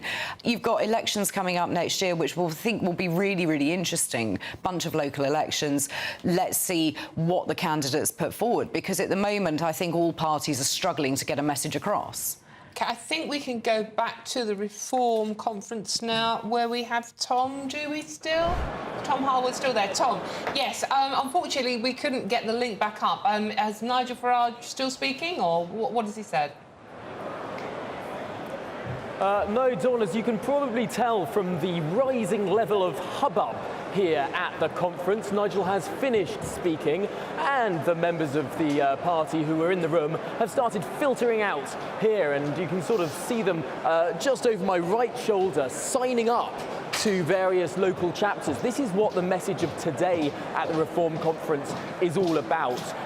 Just galvanising, not just galvanising the membership, but driving it towards action. The party know they've got a mountain to climb if they want to professionalise and pursue what they called, at least yesterday, a Liberal Democrat strategy of really embedding in areas of support. As we all know, the Reform Party got many more votes than the Liberal Democrats, but dozens fewer seats. The Liberal Democrats, on hundreds of thousands of fewer votes, got 72 seats, and the Reform Party, on 4 million votes, got just 5 seats. So it really matters not just how many votes you get, but where you get them. And this is a message of professionalising, of understanding, of building that infrastructure, of building these local parties. That's what this is all about today. Part of that is that new constitution that Nigel Farage was speaking about, that was signed, that was voted on by members. Now, of course, this isn't a private company wholly owned, or at least majority owned, by Nigel Farage. This is now a political party proper that is owned by its members. If they so wanted to, they could now remove Nigel Farage as leader. Although I have to say, speaking to people here in this hall, it doesn't look like that is likely anytime soon. So what this is about today is something that is more than just the fireworks and the pizzazz, the razzmatazz of a party conference and all the flair of a speech.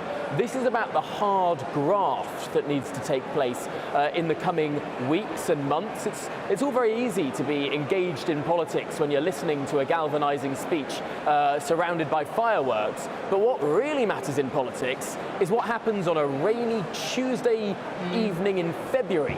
That's when the real politics happens. That's when doors need to be knocked upon, and that's when embedding really happens upon building political organisations. That's the challenge for this party. Are they up to it? Their local elections are in May, of course. They've got a mountain to climb to try and locate that support, to build that party structure. Only time will tell if they can do it. Thank you very much. That's Tom Harwood from the closing speeches of Nigel Farage, which unfortunately we couldn't bring you live because of the sound issues there. Summarising what Nigel has said, that they're looking forward to going forward and building on that strength that they have, the strength of support that has been shown there. I'm Dawn Neeson, and this is GB News. There's loads more coming up. Demonstrations by Just Stop Oil and pro-Palestine marches having a massive effect on policing, says the Met Commissioner Mark Rowley himself. That and much more after this very short break. See you soon.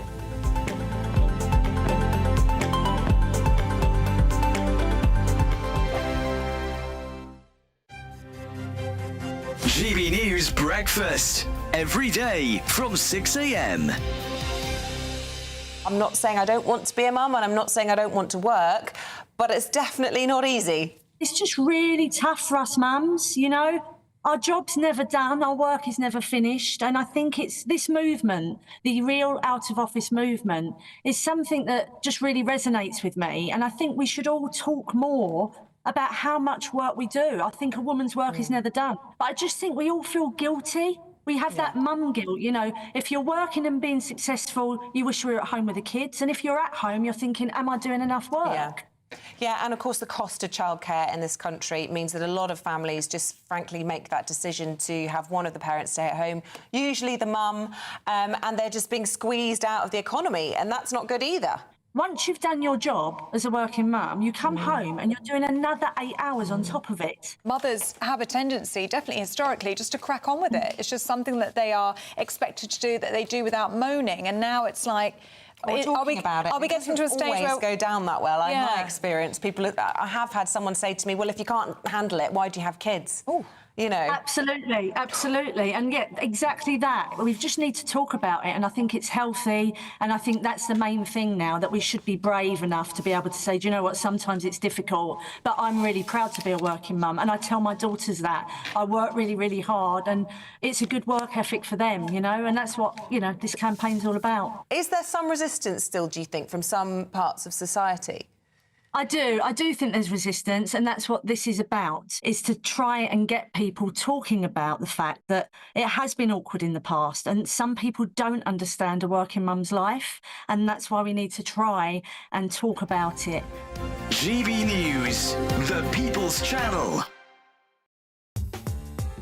I'm Christopher Hope. From pop stars to politicians, I'll interview anybody in a pub who's got a political opinion. Join me every Friday on Spotify, Apple Podcasts, YouTube or gbnews.com, or wherever you get your podcasts. This is GB News, the People's Channel. If you want your news to be straight talking, this is a nightmare for the Conservatives again. Down to earth. It's not just Nottingham where this is happening, is it? And most importantly, honest. Hard-working, middle-class taxpayers, they'll get their book thrown at them. Then catch me, Martin Daubney, Monday to Friday, 3 till 6 p.m. on GB News, Britain's news channel. This Monday, the king of breakfast TV is back.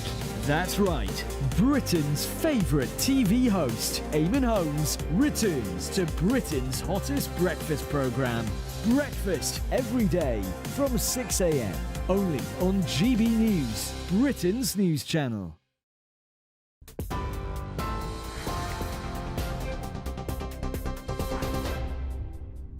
It's just after 1:30, and these are your latest GB News headlines. Today is day 2 of the Reform Conference in Birmingham, with party leader Nigel Farage giving the farewell address this afternoon. Last night, Mr Farage told supporters that he believes Reform can win the next general election, given the number of people that agree with their principles. He also explained what drove him to stand as Clacton's MP once the general election was called earlier this year. At almost every level, we'd been betrayed. And then I thought about what was happening on our streets. And frankly, I thought to myself, Britain is broken. And then I couldn't help it. Well, if Britain is broken, then logically, Britain needs reform. This afternoon, thousands have gathered for a march for Palestine, making its way through the streets of Liverpool. Organised by the Palestine Solidarity Campaign, the groups say their demands include ending the genocide, stopping the arming of Israel and saying no to war in the Middle East. They also say they'll be directing these aims towards the government at the annual Labour Party conference, which begins in Liverpool tomorrow. This year marks the 80th anniversary of Operation Market Garden and the Battle of Arnhem. Celebrations in the Netherlands this weekend will commemorate 80 years since around 1,900 Allied troops parachuted into the then-occupied country with the aim of recapturing the bridges of Arnhem. Throughout the morning, the contemporary equivalents of those men have been recreating the drop at Ginkle Heath in Ada, jumping from an aircraft into the same place our troops would have landed 8 decades ago. And tonight, Anthony Joshua will challenge Daniel Dubois for the IBF World Heavyweight title at a sold-out Wembley Stadium. The all-British fight will see Joshua try to take the title from Dubois in an attempt to join the likes of Muhammad Ali, Lennox Lewis and Evander Holyfield by becoming a 3-time world heavyweight champion. Things remained relatively calm at the weigh-in yesterday, although both fighters have said they will do whatever it takes to win. Those are your latest GB News headlines for now. I'm Sophie Reaper. More from me in half an hour. For the very latest GB News direct to your smartphone, sign up to News Alerts by scanning the QR code or go to gbnews.com/alerts.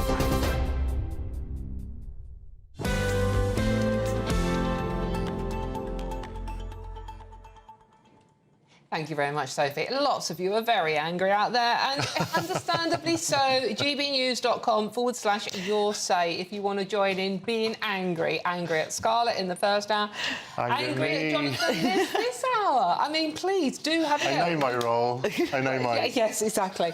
No, but I mean, it's like... tell that left-wing loony. I think they might be you. I think they mean you. This is David. Hi, David, by the way. It says, Lee Anderson speaks my language. So, yeah, and Dave says, tell Jonathan this, if we'd had proportional representation, Labour would not be in power, which is something they're probably, you know, with the Lib Dems on... Well, I support proportional representation, so bring it on. OK, well, absolutely interesting. What's this one? This is John. Jonathan Liss is always the voice of the left. He is always going to hate the potential of reform to become the party of government. Well, that's fair. That's a fair comment. OK, that's what you are. I do. Yeah. Sorry, Claire, not a lot of comments about you, really. Makes a change. A few about your husband, but I mean, as he's not here to defend himself either. What has he done? He's a lefty. What do you want to say? Well, no one's perfect, okay? Right, as you can still see, I've got the wonderful Claire Pearsall and not so lovely, according to you lot, not me, Jonathan Liss joining me. What? Traitor.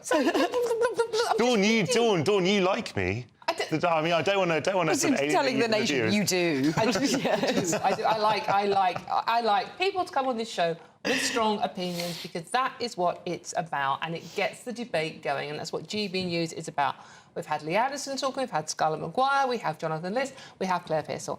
And now we can talk about Sir Keir Starmer as well. Him and the Cabinet are en route to Liverpool ahead of the Labour Party conference, which begins tomorrow. The build-up has been dominated by the issues that have marred successive Tory governments, hasn't it? Donors, freebies, cronyism, bitter feuds in Number 10, and an increasingly bleak economic outlook. The Prime Minister reassured his party on Friday that he is, checking notes, completely in control, and will try to put this past week behind him, galvanising Labour once more. Jonathan, as soon as, in my mind, anyone says I'm completely in control, the very last thing they've got is control. Yeah, it's like your T-shirt is answering questions, is answering questions already answered by the T-shirt. Yes. It's not a great thing when a Prime Minister 2 months into their tenure has to go on the media and say, I'm completely in control. This is not ideal, and I'm not a member of the Labour Party. I'm not a Labour spokesman, but I am. You're a communist, according to a lot of our viewers. Well, your viewers seem to know me better than I know myself, but I'm not actually a communist. But I am on the left, and obviously I want Labour to do well, and this is not doing brilliantly. I think we have to separate this issue out. On the one hand, there is the issue of donations, political donations, which is a problem for every single political party because we don't have a publicly funded model of politics in this country, and that means that political parties, politicians themselves have to be funded by private donations, and that always leads to complications because sometimes, and I hope in the majority of cases, donations are made in the public good. But obviously, we know, because we're all people, that when you give something, when you pay something, you might want something in return. When we go to the shop, I'm not giving £5 to the supermarket and expecting nothing. Obviously, I want something in return. And so that is something that we could have a broad conversation about how politics is funded. But then there's the other issue, which is kind of more simple, I suppose, which is the freebies. It's OK, I think, for a Prime Minister or their spouse to take some kind of gifts. We want our Prime Minister and their spouse to look their best when they're going out in public, and I think it's fine, for example, if a designer wants to showcase their work and showcase British talent and offer some complimentary dresses to the Prime Minister's wife. I think that's fine. But obviously there is a balance to be struck, and it seems as though they've got this wrong, and so I'm glad that they've made the announcement they have. A lot of people are struggling to understand how the Starmer family, with a combined annual income of £200,000, can't buy their own suits and glasses. Well, I think that's right. They should fund their own clothing. And I don't really think it's for designers to offer up a couple of frocks either when they can afford to purchase those themselves. I think it is a really bad look for politicians to take freebies like clothing, glasses, holidays. Which Boris Johnson did all the time, of course. There are no clean hands, OK, and that's the one thing that you and I will agree on here, that politics is a very, very funny business. But I think if you need to be transparent, and in this particular instance, there are a couple of Labour ministers, now very senior, who were not transparent. They took money, they put it down on the register of interest as office costs, help with, setting up an office, or whatever it was, work-related. No, it went on clothing. So if you're going to take it, at least be transparent. If this was a Conservative politician that had done the same, Labour would be screaming from the rooftops. And rightly so. I don't think it is for an individual donor to start handing out all of that cash to dress a Prime Minister when he can do that himself. The rest of the country doesn't get the choice whether they have their glasses purchased for them by someone else. I agree with you, Claire, but at the same time, as you pointed out, this is an issue that has dogged politics. I don't think that when Boris Johnson, for example, accepts a holiday that Labour was crying about about that. I don't think that was an issue per se. I think it was the lack of transparency that was a problem with that. They were actually very, very vocal. Keir Starmer in particular, very vocal in his criticism about the wallpaper. The wallpaper was different because that was about disclosure and loans and an attempt to kind of do something on the sly. That was different. That was investigated by the parliamentary authorities, and Johnson was found to have broken the rules. So that's a different issue from this, which is seen as an oversight. Declaring. And he does know the rules on declaring. He has been an MP for some time. He does know that you have to do it within a time limit. I thought that the issue was that he was declaring it for himself, and I think there was an issue where he declared something late a couple of years ago, but there was something about he didn't know whether he needed to declare a gift for his wife, and then it turned out that he did, and so they declared it. Look, I don't think that there is an attempt at a cover-up here. I don't think that Starmer is a particularly grasping individual, but I agree with you that it looks bad, and I think that they've misjudged the politics. And I think a broader issue here, and I've written about this in my new column for Byline Times, which is available in all good supermarkets, is about Labour complacency. Labour it seems that the whole Ming Va strategy that they had, where they were being very, very careful not to upset anyone, now they've won the election, they kind of think, oh, well, we can just smash the vase and we don't care if we're unpopular. Now, there's a difference between not looking at opinion polls every day and actively courting unpopularity. I think that is the risk right now, that they're almost sort of challenging or sort of scorning popularity or defying people not to like them. That is not a viable long-term approach. I mean, Labour's approval ratings are in freefall now, aren't they? They are. They're just looking very, very amateur. If you have been in preparation for government, which Labour insists that they have been for some time, then you would know that you need a properly good comms strategy for when these stories come up, because it is inevitable that something comes out of the woodwork. You can't always foresee it.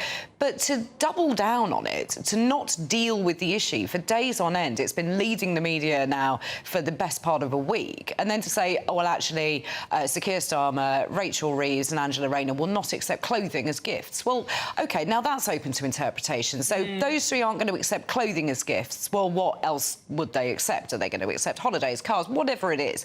What about the rest of the cabinet?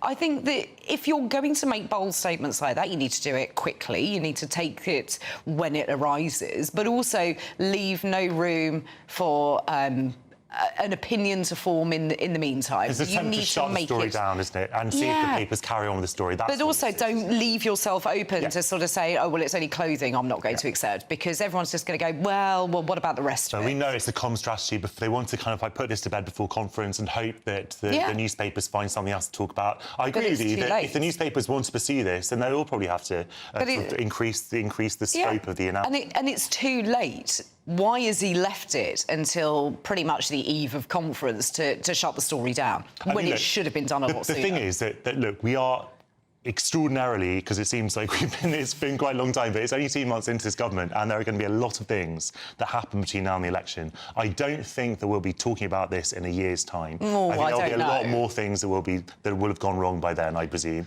and hopefully some things have gone right as well. But what I'm saying is that I don't think this is the game changer that, say, Partygate was. I just don't think it is. I think that people will move on from it. I think if this kind of low-level sort of political illiteracy, if you like, continues, then they've got a real problem. But if they can nip this kind of stuff apart, then it'll be all right. I completely disagree on the very fact that I don't think people are going to forget that when you're freezing granny at Christmas, but you're wrapping yourself up in a load of nice clothes paid for by someone else. That's obviously a very powerful political message, isn't it? That is what people are going to look at. Yeah, that was a huge mistake, the fuel cuts, by the way. We're tightening our belts, or they're tightening their designer belts paid for by somebody else. Right, coming up, we're moving on. Demonstrations by Just Stop Oil and pro-Palestine marches have had a massive effect on policing, says the Met Commissioner himself, Mark Rowley. And it's costing a lot of money as well. That and much more to come. We'll see you very soon.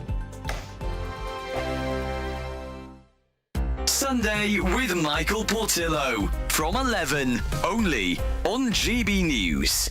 With her novels Persuasion and Northanger Abbey both set in Bath, the city has taken to honouring their author each year with the Jane Austen Festival.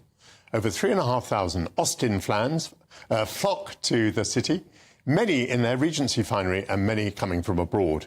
You can join the throng and follow the author along streets whose buildings look much the same as when she strolled past them over 200 years ago.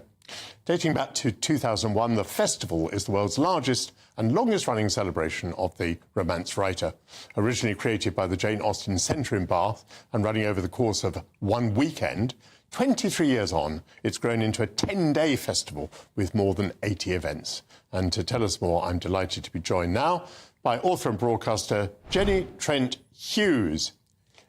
Jenny, let's have a look at you. You look absolutely splendid. Well, welcome to GB News. Tell me a little bit about what you're wearing. I'm wearing, well, usually I have a character called the Queen of All Hearts, and I have a fantastic outfit designed by Bath Theatrical. I was on the way up to you this morning. I was so excited I was going to meet you finally, and because of the trains, I didn't get to come. So I had to run back to my boat. I live on a boat, which is why the background is a bit odd, and I'm in a Regency outfit. Well, look, I'm absolutely delighted that you have put the outfit on for us, because also someone was bringing a dress to you and her train was cancelled as well. So dressing up is obviously a big part of it. Have you any idea how many people dress up in order to participate? Quite a few thousand. GB News, the People's Channel. Mark Dolan tonight is your weekend dose of news, debate and entertainment. This sounds like a wild conspiracy theory. Don't miss My Big Opinion, Mark Meets, and My Take at 10. Democracy is a funny old thing. And we don't do boring, not on my watch. I just won't have it. Let's go and get another glass of that bubbly. You've earned it. That's Mark Dolan tonight, Saturday and Sunday, 9 to 11, only on GB News, the People's Channel, Britain's news channel. Are the newspapers getting you down? My wife didn't divorce me that month. Struggling to separate the wheat from the chaff? I know that it's a bit of a circus at the best of times. Well, don't worry. Headliners has got you covered. We'll take the burden of reading the day's news, and if we get depressed, who cares? It's an occupational hazard, frankly. That's Headliners on GB News from 11 p.m. till midnight, and the following morning, 5 till 6 a.m. on GB News, the comedy channel. Nah, just kidding. Britain's news channel. This Monday, the king of breakfast TV is back. That's right, Britain's favourite TV host, Eamon Holmes, returns to Britain's hottest breakfast programme. Breakfast every day from 6 a.m. only on GB News, Britain's news channel.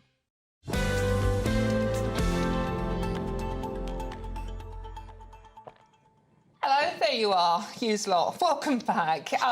gbnews.com/your say. Lots of you getting in touch about my panellist, Jonathan Liss over here. Hi, Dawn, please correct Jonathan. It's not Labour complacency, it's Labour sleaze.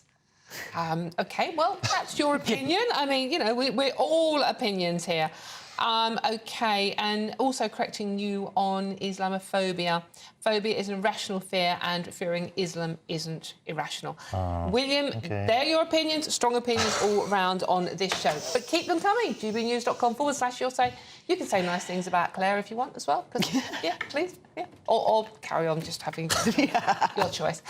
Just don't mention football to me, OK? Right, this is The Weekend, and I'm Dawn Neeson, and thank you very much for joining me. I hope you're having a wonderful weekend out there. Now, this is going to annoy you. Demonstrations by Just Stop Oil and pro-Palestine marches have had a massive effect on the Metropolitan Police's ability to protect us, all of us basically, that live in London. And this is according to the Forces Commissioner, Sir Mark Rowley. He says that 70,000 shifts were spent policing public order events, which could have been used for patrolling boroughs and communities across London, investigating crime and chasing down criminals. I mean, perish the thought, that's what the police do. But, you know, as you've heard me rabbiting on, Jonathan and Claire are still with me.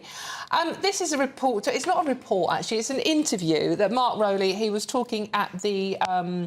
so he was delivering the John Harris Memorial Lecture, and he is saying that basically there's a massive police presence needed to police these marches, and we are not able to investigate crime and criminals as much as we would like. So people are suffering. It's Mark Rowley talking here.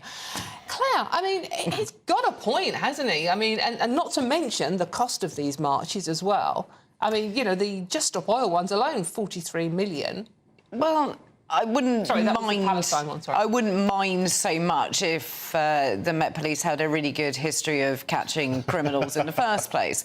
I do think he has a point with the frequency of the marches and the amount of people. Now, we have a right to protest in this country, and I'm very pleased that we do. And I don't want to see people's rights being degraded. I don't want, as some of my Conservative MP friends have said in the past, I don't want to stop protests. I don't think that's the right way forward. But I do think that when there needs to be a little bit of strategic thinking, a bit of planning needs to go into this. Not having things on the same weekend, not having a lot of large events on at one time. And I don't like to have lots of subcommittees, but I think that Ireland are looking, they have a parades committee. They do, yeah. It's not a bad idea to have some kind of planning in place, because I do think that the police get overwhelmed. They get overwhelmed with the social media side of it, with everybody reporting in crimes as they see them on the internet. And then they have to actually be out there on the streets, and they have to go and do all the rest of their jobs at the same time. So, yes, I have some sympathy, but I also think that the Met has probably brought this on themselves quite a lot of the time. So there needs to be a much better way of looking at it, and I think there needs to be a bit of a sensible debate without referring to two-tier policing or banning protests. Interesting, I was working with someone from Northern Ireland, and he said the Parades Commission, which plans routes and ensures that the government are aware of what's going on and the policing is the right level, that's their responsibility. He's saying you don't really want it because it doesn't work as well as they are selling But it's not working now, so I think there's nothing to be lost by trying it. So how do we balance the right to protest with policing and the costs and the fact that it's taking... Look, we need more policemen. We all know that. That's the obvious answer, but we don't have that overnight. So how do we balance this out, Jonathan? I think I agree with the thrust of what Claire was just saying, that this feels to me a little bit like a bad workman blaming his tools, you know? We've had protests has happened since human civilization, practically. Since the birth of government, there's been protests. Protests in the streets of London are absolutely nothing new. The depths to which the Metropolitan Police have sunk are something a little bit new, actually. And when you look at, and I will sound a little bit like some of your right-wing guests now, when you look at the police resources, that are devoted to hunting down people who've said things on Twitter, and actually I think there should be a very, very high threshold for criminality for things that people say on social media, which can be sometimes akin to saying things in a crowded pub. I don't think it's exactly the same, but I do think that people are being hounded. And I'm also talking about people, you know, like the woman who basically had her life destroyed for holding up a placard at a march comparing Rishi Sunak and Suella Braverman to coconuts. And she was hauled through the courts for that. How much policing was involved in that? Police resources. This is not the kind of thing that the police should be devoting money to. I went to my local tube station yesterday on my way to a job, and there were about 10 or 12 police officers outside the station. And I thought basically they were there just hunting with dogs, looking for people with drugs. That's not an effective use of policing either. We're running out of time. Sorry, Claire, we've run out of time on that one. But gbnews.com/your say. We'll be back with more much later on, but don't go too far. Here's the weather before find out what your weekend's looking like. A brighter outlook with Box Solar, sponsors of weather on GB News. Hello there, good afternoon. Today marks the end of astronomical summer with the equinox tomorrow. And for some of us, there is some sunny spells to end the summer, but for others, it is more of a thundery end. Due to this low pressure that is pushing into southern areas, and these occluded fronts here have already started to provide some heavy showers and thunderstorms in places. The particular focus for that as we continue into this evening is Wales, central, southwestern areas of England. There could be some disruption in places. Again, frequent lightning and hail is also possible. A second pulse of thundery rain arriving as we head into the latter stages of the night as well. Generally dry further towards the north. We might see a few showers just clipping the far south of Northern Ireland, but generally northwestern areas of Scotland could be quite chilly underneath the clearest skies. Elsewhere, it is generally a rather mild night. As we start off Sunday in the north, then there is going to be an east-west split. Quite a lot of cloud to start the day, particularly along that eastern side, with that producing a bit of drizzle in places. It will try to burn back, but really the best of the sunshine is certainly going to be for the Highlands, Lewis and Harris and Argyll and Bute. A few sunny spells also developing as we head throughout the day for Northern Ireland once the fog begins to clear its way off, but you'll see those showery outbreaks of rain spreading across much of Wales, central southern areas of England, and they will continue right throughout the day. Again, there is a rain warning in force, so we could see further spray on roads, surface water issues, so it certainly is worth taking care and keeping up to date with the forecast. The graphics here not to be taken too literally, but it just gives an indication that that western side really could see some quite heavy pulses of rain. Quite humid in amongst all of this as well. Temperatures topping up around 20 to 21 degrees Celsius, 20 even possible across the sunnier spots of northwest Scotland. That rain will linger as we head throughout Sunday evening, stalling a bit across Wales and the Midlands before it gradually wants to shift its way eastwards as we head throughout the day on Monday. But things generally staying unsettled into the new working week, and it's also looking to turn cooler for all of us. Enjoy the rest of your weekend. Bye-bye. That warm feeling inside from Boxed Boilers, sponsors of weather on GB News. You could be the next. Good luck. Tune in to Friday Night Live with me, Mark Dolan. GB News royalty with your perfect start to the weekend. Lucky us. Feisty and fearless guests. Well, I'm a normal person, so ask me. Honest opinions. That raises more questions than a Gary Barlow tax return. And a few surprises along the way. Might be cold in this studio. That is Friday Night Live with me, Mark Dolan. 8 to 9, only on GB News, the People's Channel, Britain's news channel. Hi there, I'm Michelle Dewberry, and I'm going to take a second to tell you all about my show, Dubes & Co. We start off with the issues of the day. We then bring in both sides of the arguments. We get rid of the disrespect. And then you throw me into the mix. And trust me, I'll tell it exactly how it is. And then, of course, the magic ingredient, you at home. We mix it all together, and what have we got? In my opinion, the best debate show in town. Monday to Friday, 6 till 7 on GB News, Britain's news channel. Are the newspapers getting you down? My wife didn't divorce me that month. Struggling to separate the wheat from the chaff? I know that it's a bit of a circus at the best of times. Well, don't worry, Headliners has got you covered. We'll take the burden of reading the day's news, and if we get depressed, who cares? It's an occupational hazard, frankly. That's Headliners on GB News from 11 p.m. till midnight, and the following morning, 5 till 6 a.m. on GB News, the comedy channel. Nah, just kidding. Britain's news channel. Welcome to State of the Nation, daily plunge into the stories shaping our country. I'm Jacob Rees-Mogg, and Monday to Thursday we bring you the insights, the facts, the truth about how our country is being governed. Because what happens in Downing Street matters down your street. Tune in to State of the Nation every Monday to Thursday, 8 to 9 o'clock. Only on GB News, the People's Channel, Britain's news channel.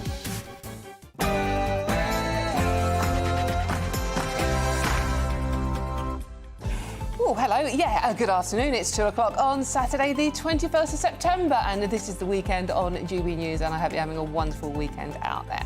Now, loads of politics happening. You may know it's conference season, and a laboured conference indeed. Delegates gather in Liverpool as the party faces infighting and accusations of hypocrisy. Is Keir Starmer's honeymoon well and truly over? And a lovely story. In an airborne spectacular, 700 paratroopers are commemorating 80 years since Allied soldiers parachuted into Nazi-occupied Netherlands. We're live on the ground throughout the afternoon. And in an all-out British brawl at Wembley, as Daniel Dubois defends his IBF belt against Anthony Joshua tonight, I'll be getting the thoughts of a boxing expert on that one. I'm Dawn Neeson, and this is The Weekend.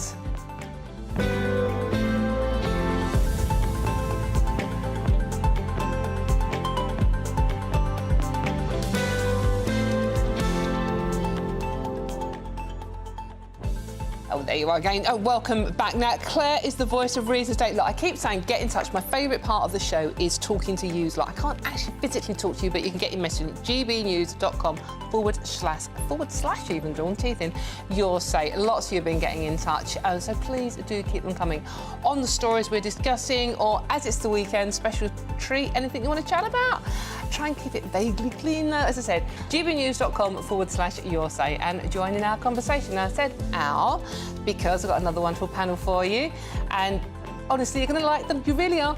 Political commentator Kai Wilshaw and former Conservative advisor Charlie Rowley. Thank you very much for joining me. Two young men to play with this hour. What could possibly go wrong? Now, before we get stuck into today's stories, though, here is the news headlines with Sophie Rita.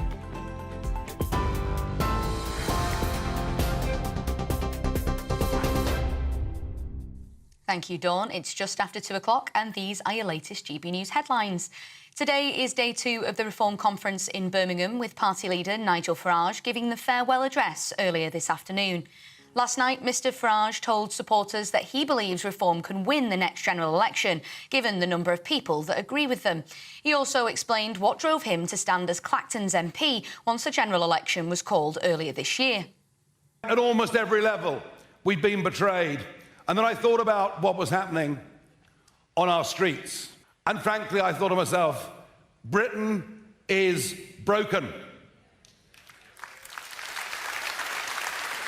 And then I couldn't help it. Well, if Britain is broken, then logically, Britain needs reform. And in the last couple of hours, Mr Farage has signed over ownership of the party, meaning he could feasibly be removed by a vote of no confidence going forward. Unlike most political parties, Reform UK was originally formed as a limited company, with Mr Farage holding most of the shares. But as of now, the Reform leader has relinquished the ownership, and members will be able to vote on party policy. This afternoon, thousands have gathered for a march for Palestine, making its way through the streets of Liverpool. Organised by the Palestine Solidarity Campaign, the group say their demands include ending the genocide, stopping the arming of Israel and saying no to war in the Middle East. They also say they'll be directing these aims towards the government at the annual Labour Party conference, which is scheduled to begin in Liverpool tomorrow. This year marks the 80th anniversary of Operation Market Garden and the Battle of Arnhem. Celebrations in the Netherlands this weekend will commemorate 80 years since 1,900 Allied troops parachuted into the then-occupied country with the aim of recapturing the bridges of Arnhem. Throughout the day today, the contemporary equivalents of those men are recreating the drop at Ginkle Heath in Ada, jumping from an aircraft into the same place our troops would have landed 8 decades ago. Earlier, Brigadier Mark Berry told GB News how it feels to be there on the ground today. I think the struggle that soldiers felt here on the ground, the very, very difficult conditions that they faced, epitomise what any one of us feel we could be called to face in the modern era. And therefore, we come here to commemorate the bravery of those who went before us and to challenge ourselves to think about their bravery and will we be brave enough when our time comes. And a snap poll has opened today as members of the National Education Union will vote on pay and funding. Teachers and education professionals in the UK will have until the 30th of September to either accept or reject the government's offer of a 5.5% pay rise. This comes after Chancellor Rachel Reeves agreed in full to follow the recommendations of the School Teachers Review Body. And finally, the Met Office has issued a further weather warning with heavy rain and thunderstorms forecast for the rest of the weekend. The alerts will remain in place throughout today, covering Wales, the Midlands, the South West and parts of the South East. The forecaster has warned that people should expect damage to buildings as a result of lightning strikes, disruption to public transport and flooding, all within the affected areas. Those are your latest GB News headlines. More from me in half an hour, but now it's back to the ever-lovely Dawn Neeson. For the very latest GB News direct to your smartphone, sign up to news alerts by scanning the QR code or go to gbnews.com/alerts.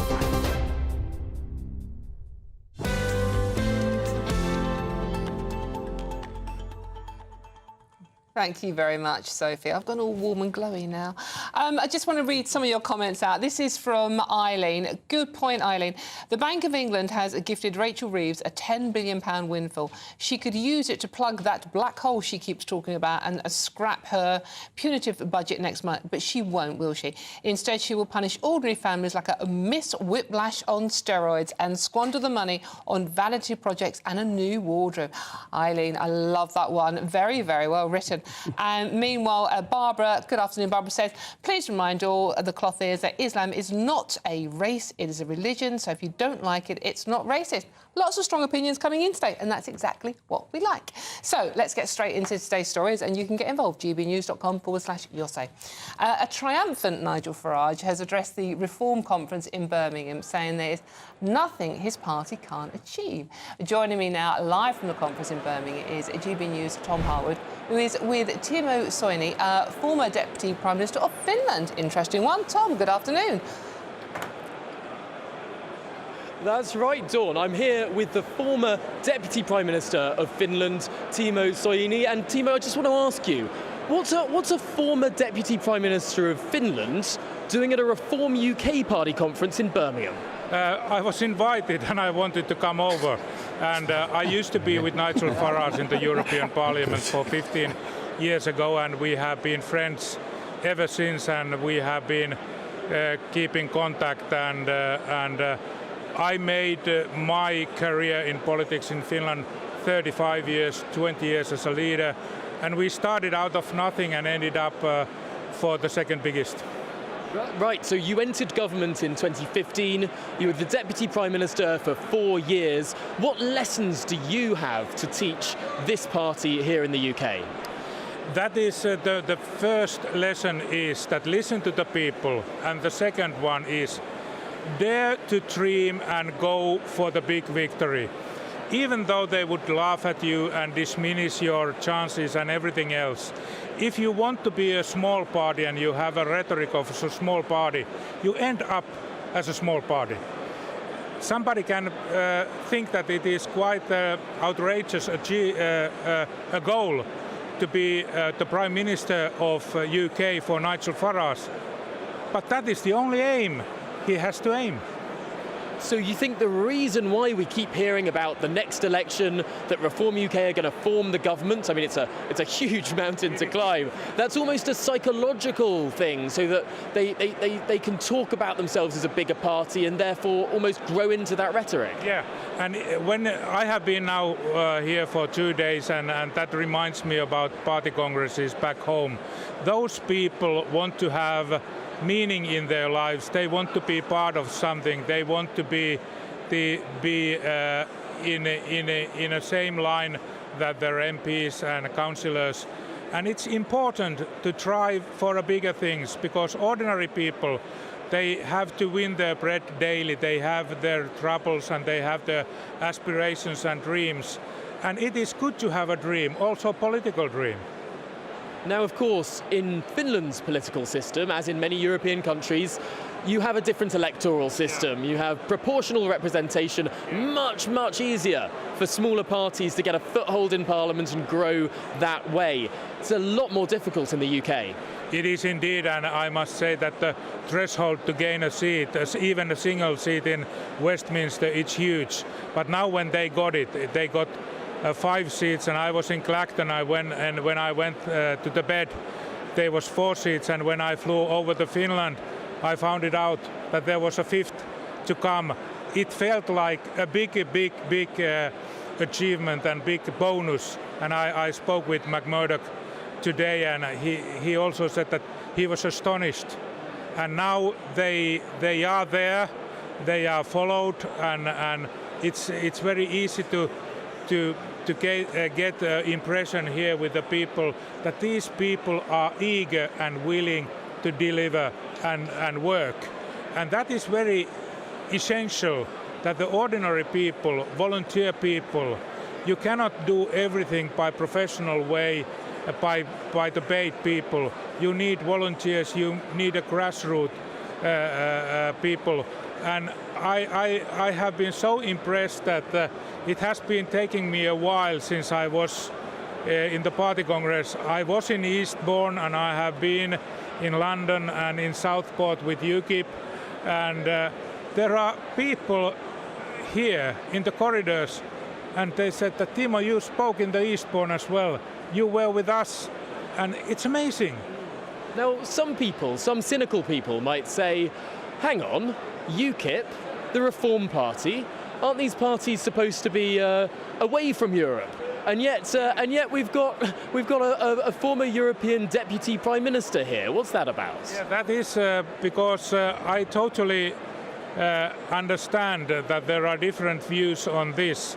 But I was then a foreign minister and deputy premier 2016 midsummer when that voting came in. I was in my summer cottage and it was roughly midnight. Then it looked like that they are going to remain. And then I left the radio on, and 4 o'clock in the morning there was a shout in the radio, and I woke up and there was that the tide has turned, and you are actually going to leave. I consider that very, very democratic thing that you were allowed to vote, and that was finally respected. But without Nigel Farage, without the pressure of Brexit party, they could have ended the kind of agreement that wouldn't have been accepted, and they have maybe stayed. But like it was with the constitution in Netherlands and Ireland and France, with the Lisbon Treaty, people voted against, and then they voted again. Yes, in Ireland they were made to vote until they got the right answer. Yes, but this is fascinating to get your perspective as someone who was in government in a European country at the time of those fractious negotiations, when we had Theresa May going round country to country trying to get people on board. You must have been one of the only government figures in the whole of Europe that was perhaps a bit more favourable to Britain. Yeah, that's right, and it was the atmosphere was that let's not give them a good deal because they have left us.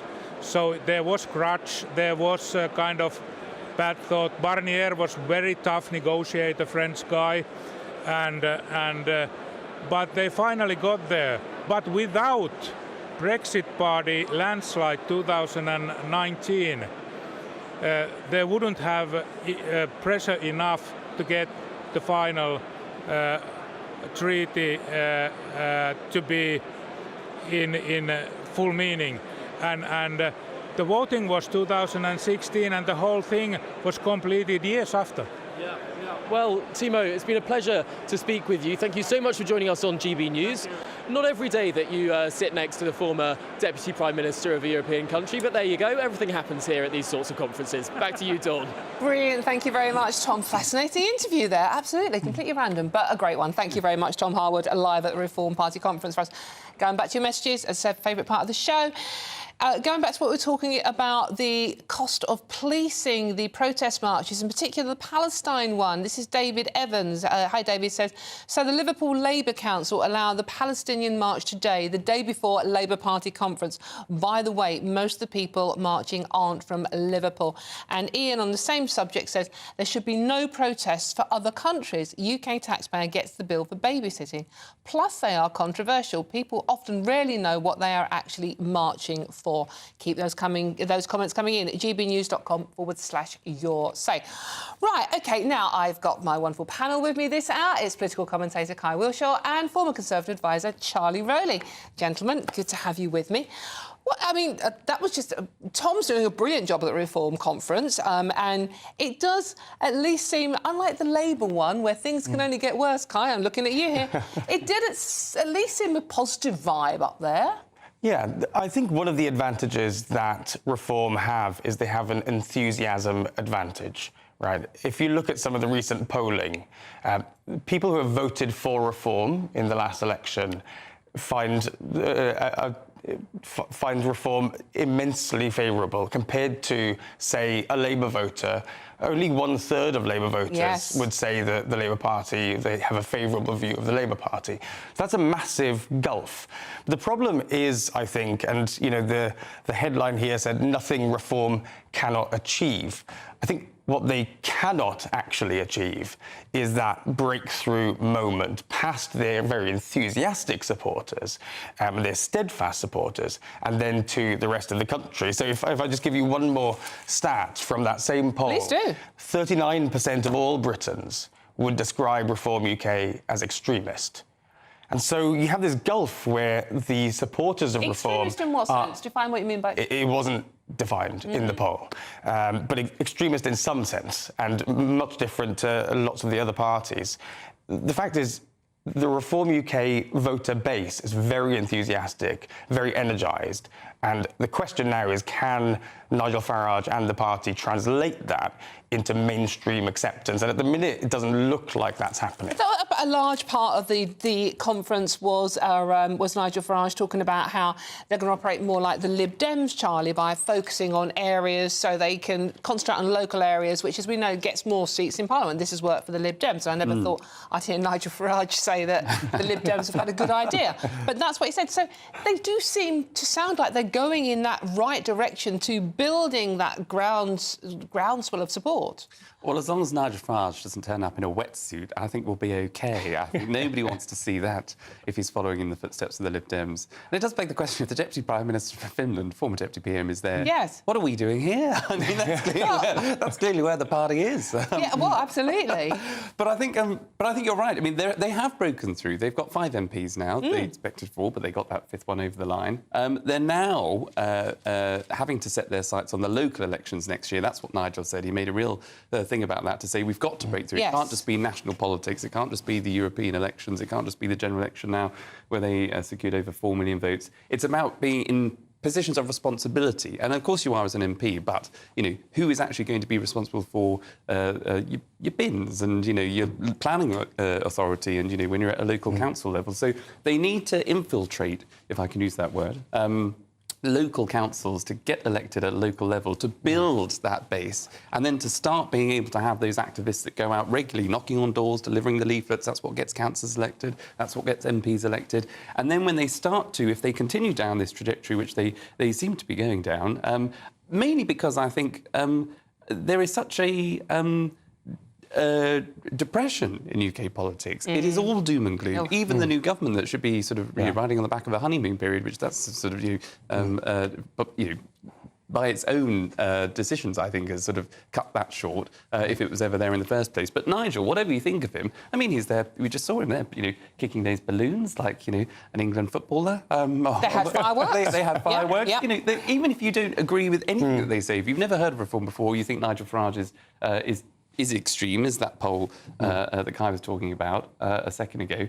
You've still got to look at that conference and think, well, they're having a jolly good time. I'm just going to read this message out from Annie Rue, the Essex girl. This has come in on Twitter, and you can tweet me personally as well at Dawn Nisom with an M at the end. Husband's fault, not mine. And Annie Rue, you've said, sorry, I had to mute the rubbish from Scarlett Maguire and Jonathan Liss, the 2 former panellists, by the way.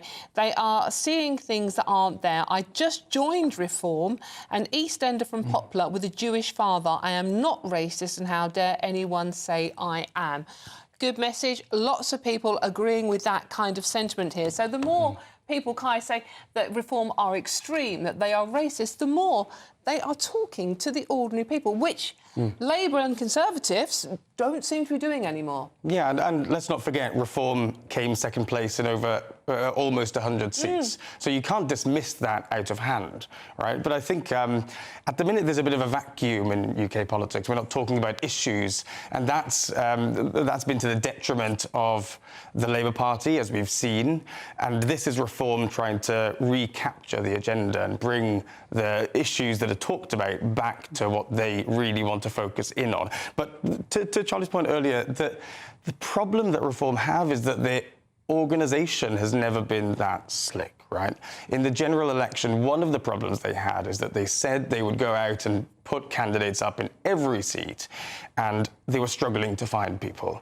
Now, clearly there is some groundswell, there is some popular support. Now, they need to translate that into activists knocking on doors, potentially candidates in advance of those elections where it really matters, with the local elections and so on, where you start to build a narrative of something changing across the country. I totally agree. They've got to be able to have that professional operation where they're vetting candidates, where they're putting serious people, credible people up, who people would actually want to vote for them. But just going back to that tweet and the idea of reform being extreme, and I would go completely the other way, because I would say that, there has been this vacuum in politics, I agree with Kai, which is why reform have gained popularity.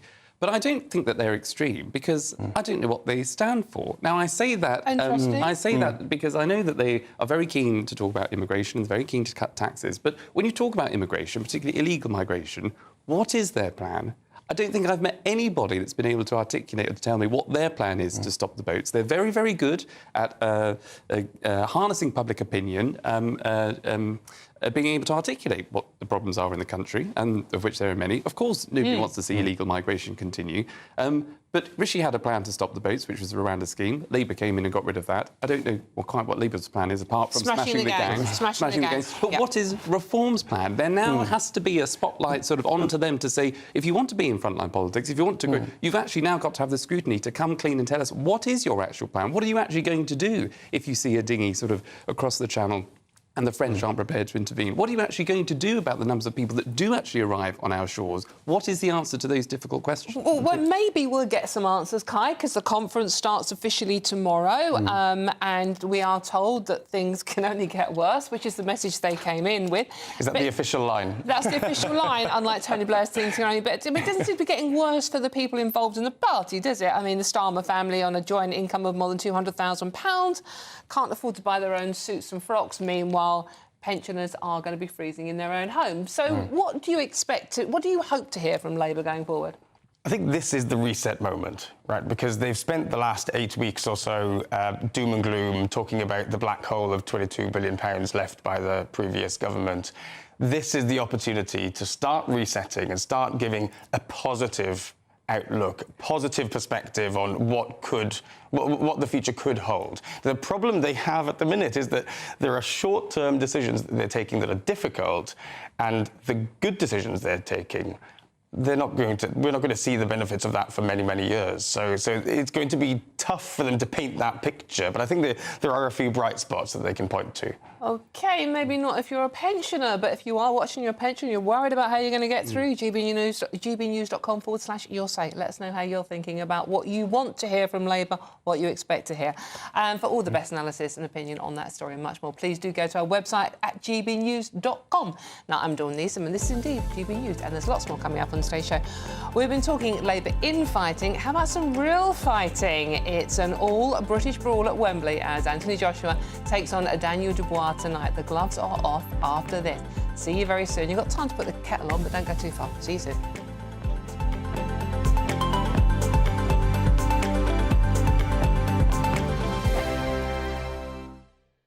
This is GB News, Britain's news channel. Let's have a look at this story in the Telegraph, Charlie. And this is about Anglican Church, the Church of England, dropping the word church in favour of something a bit more modern sounding. Words such as community. Why are we afraid of the word church? Well, that's my question. I mean, you've got to assume that they think it solves some kind of problem. But I think, there are a lot of people who feel very strongly about their particular religious institution, whatever they all have different names, don't they? And if you rename one, do you have to rename all of them? Can we no longer use an individual name for different religions' community buildings? Are you religious? I'm spiritual. You sound like him. Yeah. No, certainly. Oh, don't get any started on me. Do I believe in a God? Yes. Do I believe in any of the particular gods that are offered to us? Still undecided. I'm like you. I said exactly that. You two are the same. You two are exactly. What about you, Anna? Are you particularly religious? Well, I'm not a proper religious. I won't name myself as a religious, but I really do respect religions. And we have bigger problems to think about. Is it a sign of where we're at in this secular society? Yes. We're moving more and more towards that. The Anglican Church feels that the only way to be relevant is to take away any reference to church, to church going, to being religious? I think if the substance of what you're offering is good, it doesn't matter what it's called. You know, so if people are going to find solace and peace in a place that makes them feel better, they're not going to care too much about what it's called. So I think relabeling it, rebranding it, I don't know, maybe it'll help, maybe it won't, but it's going to certainly upset a lot of people, I should think. And people whose religion is important to them and kind of central to their lives, you can imagine. Absolutely. There's a reason Justin Welby is nicknamed by some quarters the Archbishop of Woke. Maybe this adds fuel to the fire, who knows? GB News, the People's Channel. This Monday, the king of breakfast TV is back. That's right, Britain's favourite TV host, Eamon Holmes, returns to Britain's hottest breakfast programme. Breakfast every day from 6 a.m. only on GB News, Britain's news channel. Join me, Nana Akweer, for an informative, interactive news programme with a difference. It's fun. No, he didn't say that, Dave. I'm so surprised. I think there's an element of truth to that. Join me from 3 p.m. every weekend, only on GB News, Britain's news channel. If you want your news to be straight talking... This is the nightmare for the Conservatives again. Down to earth. It's not just Nottingham where this is happening, is it? And most importantly, honest. Hard-working, middle-class taxpayers, they'll get their book thrown at them. Then catch me, Martin Daubney, Monday to Friday, 3 till 6 p.m. on GB News, Britain's news channel.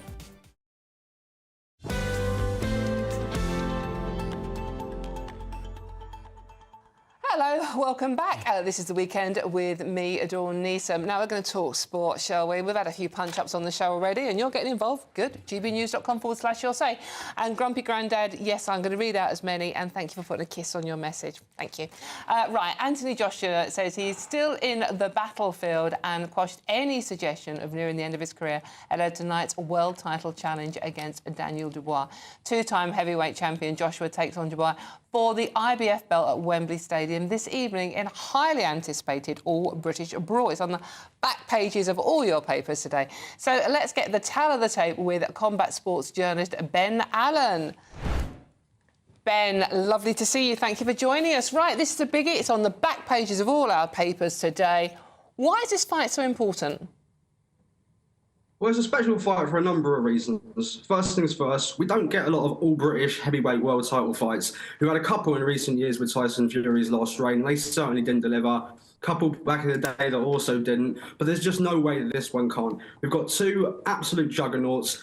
They both hit hard, they both love to come forwards, they both got points to prove, and there's everything to play for. AJ's looking to become a three-time world champion and set up that all-elusive Tyson Fury fight, which we know will do big business. And then you've got a guy in Daniel Dubois, who a lot of people also wrote off for a number of different reasons. They questioned whether they had the heart, whether he had the talent to actually make good in his potential. But he's come through and he's a world champion now, and he is on the verge, potentially, of shocking the world in what would be one of the biggest results in British boxing history, if he can pull it off.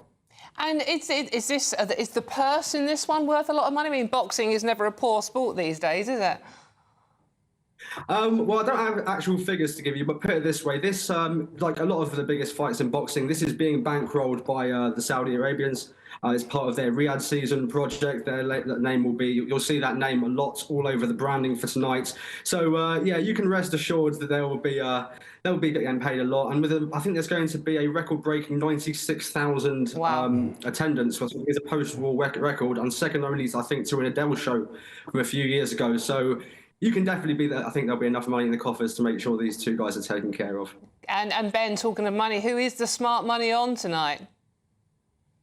Well, AJ will undoubtedly go in as the favourite, and you can see why. He's got the world-level pedigree, but Dubois fought the likes of Usyk and gave a decent showing, but AJ's been there, done that, bought the T-shirt, so he will definitely be favourite.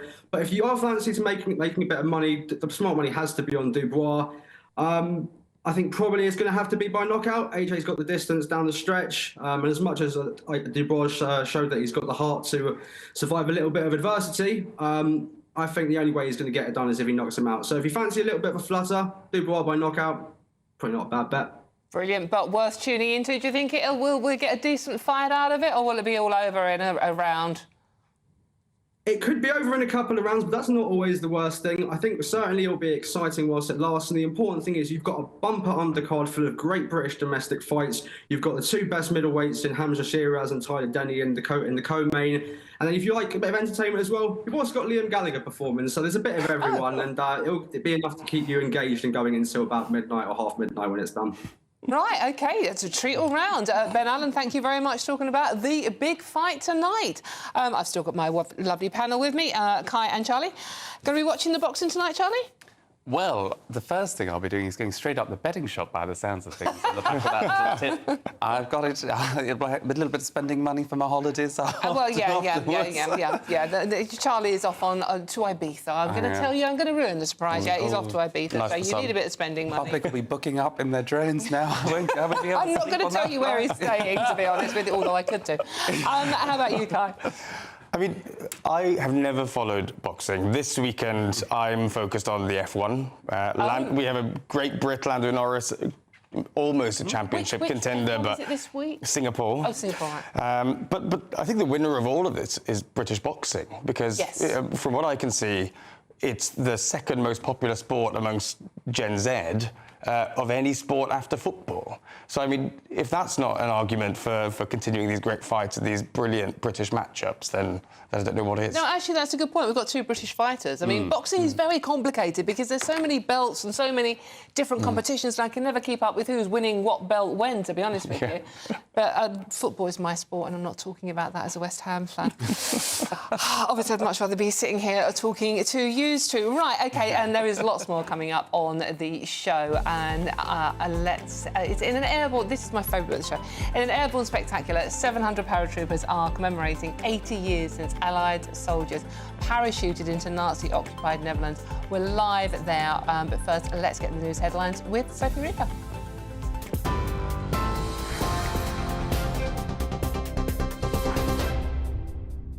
Thank you, Dawn. It's just after 2:30, and these are your latest GB News headlines. Today is day 2 of the Reform Conference in Birmingham, with party leader Nigel Farage giving the farewell address earlier this afternoon. Last night, Mr Farage said he believes Reform can win the next general election, given their success at the polls in July. He also explained what drove him to stand as Clacton's MP once the general election was called earlier this year. At almost every level, we've been betrayed. And then I thought about what was happening on our streets. And frankly, I thought to myself, Britain is broken. And then I couldn't help it. Well, if Britain is broken, then logically, Britain needs reform. This afternoon, thousands have gathered for a march for Palestine, making its way through the streets of Liverpool. Organised by the Palestine Solidarity Campaign, the groups say their demands include ending the genocide, stopping the arming of Israel and saying no to war in the Middle East. They also say they'll be directing these aims towards the government at the annual Labour Party conference, which is scheduled to begin in Liverpool tomorrow. This year marks the 80th anniversary of Operation Market Garden and the Battle of Arnhem. Celebrations in the Netherlands this weekend will commemorate 80 years since 1900 Allied troops parachuted into the then-occupied country. Throughout the day today, the contemporary equivalents of those men have been recreating the drop at Ginkle Heath in Ada, jumping from an aircraft into the same place our troops would have landed all those 8 decades ago. And finally, tonight, Anthony Joshua will challenge Daniel Dubois for the IBF World Heavyweight title at a sold-out Wembley Stadium. The all-British fight will see Joshua try to take the title from Dubois in an attempt to join the likes of Muhammad Ali, Lennox Lewis and Evander Holyfield by becoming a 3-time world heavyweight champion. Things remained relatively calm at the weigh-in yesterday, although both fighters have said they'll do whatever it takes to win. Those are your latest GB News headlines for now. I'm Sophie Reaper. In the next half an hour, you'll have more with the lovely Tatiana Sanchez. For the very latest GB News direct to your smartphone, sign up to News Alerts by scanning the QR code or go to gbnews.com/alerts.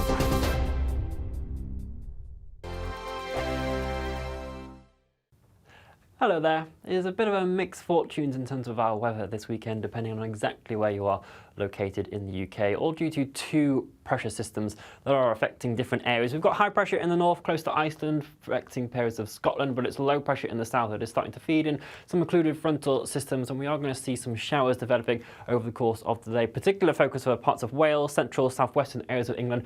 There is a thunderstorm warning in force because some of those showers could be quite thundery and heavy, with the risk of some hail and lightning strikes in there as well. If you manage to avoid those showers, though, there will be some quite decent sunny spells across southern areas as well, climbing to highs of 25 degrees Celsius, feeling pleasantly warm in here. Further towards the north, though, there's a bit of an east-west split. Parts of eastern coastal areas of Scotland and down into northeast England as well are going to be pretty cloudy throughout much of today, and that is going to make it feel quite cool in places. Temperatures not seeing much higher than 11 or 12 degrees Celsius here, but parts of northwest Scotland seeing a lot of sunshine, climbing towards 20 degrees Celsius here, and some quite decent sunny spells for Northern Ireland into the afternoon as well. There are those showers then across parts of Wales as we head into the evening, but we do get a second pulse of thundery rain arriving as we head into the overnight period, spreading across the Channel Islands, and then it will be moving into southern areas of England later on to the second half of the night. Again, some heavy pulses of rain are possible. It will cause some travel disruption, and so the thunderstorm warning changes into a bit more of a rain warning as we head into Sunday. A mild night for many of us, temperatures holding up around 14 to 16 degrees Celsius, but chillier underneath those rural skies of northwest Scotland. For much of Scotland and Northern Ireland, though, it is a relatively similar day on Sunday. Again, the best of the sunshine will be further towards the west, with that cloud filtering in across the east. But for Wales and central southern areas of England, again, we do have those heavy pulses of rain. Some thunderstorms developing in times, and it is going to feel quite humid in amongst all of that. Temperatures, again, climbing to just around 20-21 degrees Celsius. Things turn cooler, though, as we head into the new working week, but still remaining relatively unsettled. Bye-bye. Join me, Camilla Tominey, for a frank and honest discussion with those in power that cuts through the spin and gets to the heart of the issues shaping our nation. You haven't confirmed that you want to stand as leader, but you haven't ruled it out either. This report basically says that he's not fit to stand trial. Is he indecisive? Incompetent? I deliver the dose of reality Westminster needs. That's the Camilla Tominey Show at 9:30 every Sunday on GB News, the People's Channel, Britain's news channel. The Britain I grew up was the most peaceful, gentle society that has ever existed. That has been destroyed. Opinion polls show immigration is the #1 concern to the British public. Are you proud to be British? Yeah, I'm ever so proud. My name is Stephen Edgington, and in this documentary, I want to find out how Britain became a nation of immigrants. Immigration, the truth. Available at gbnews.com.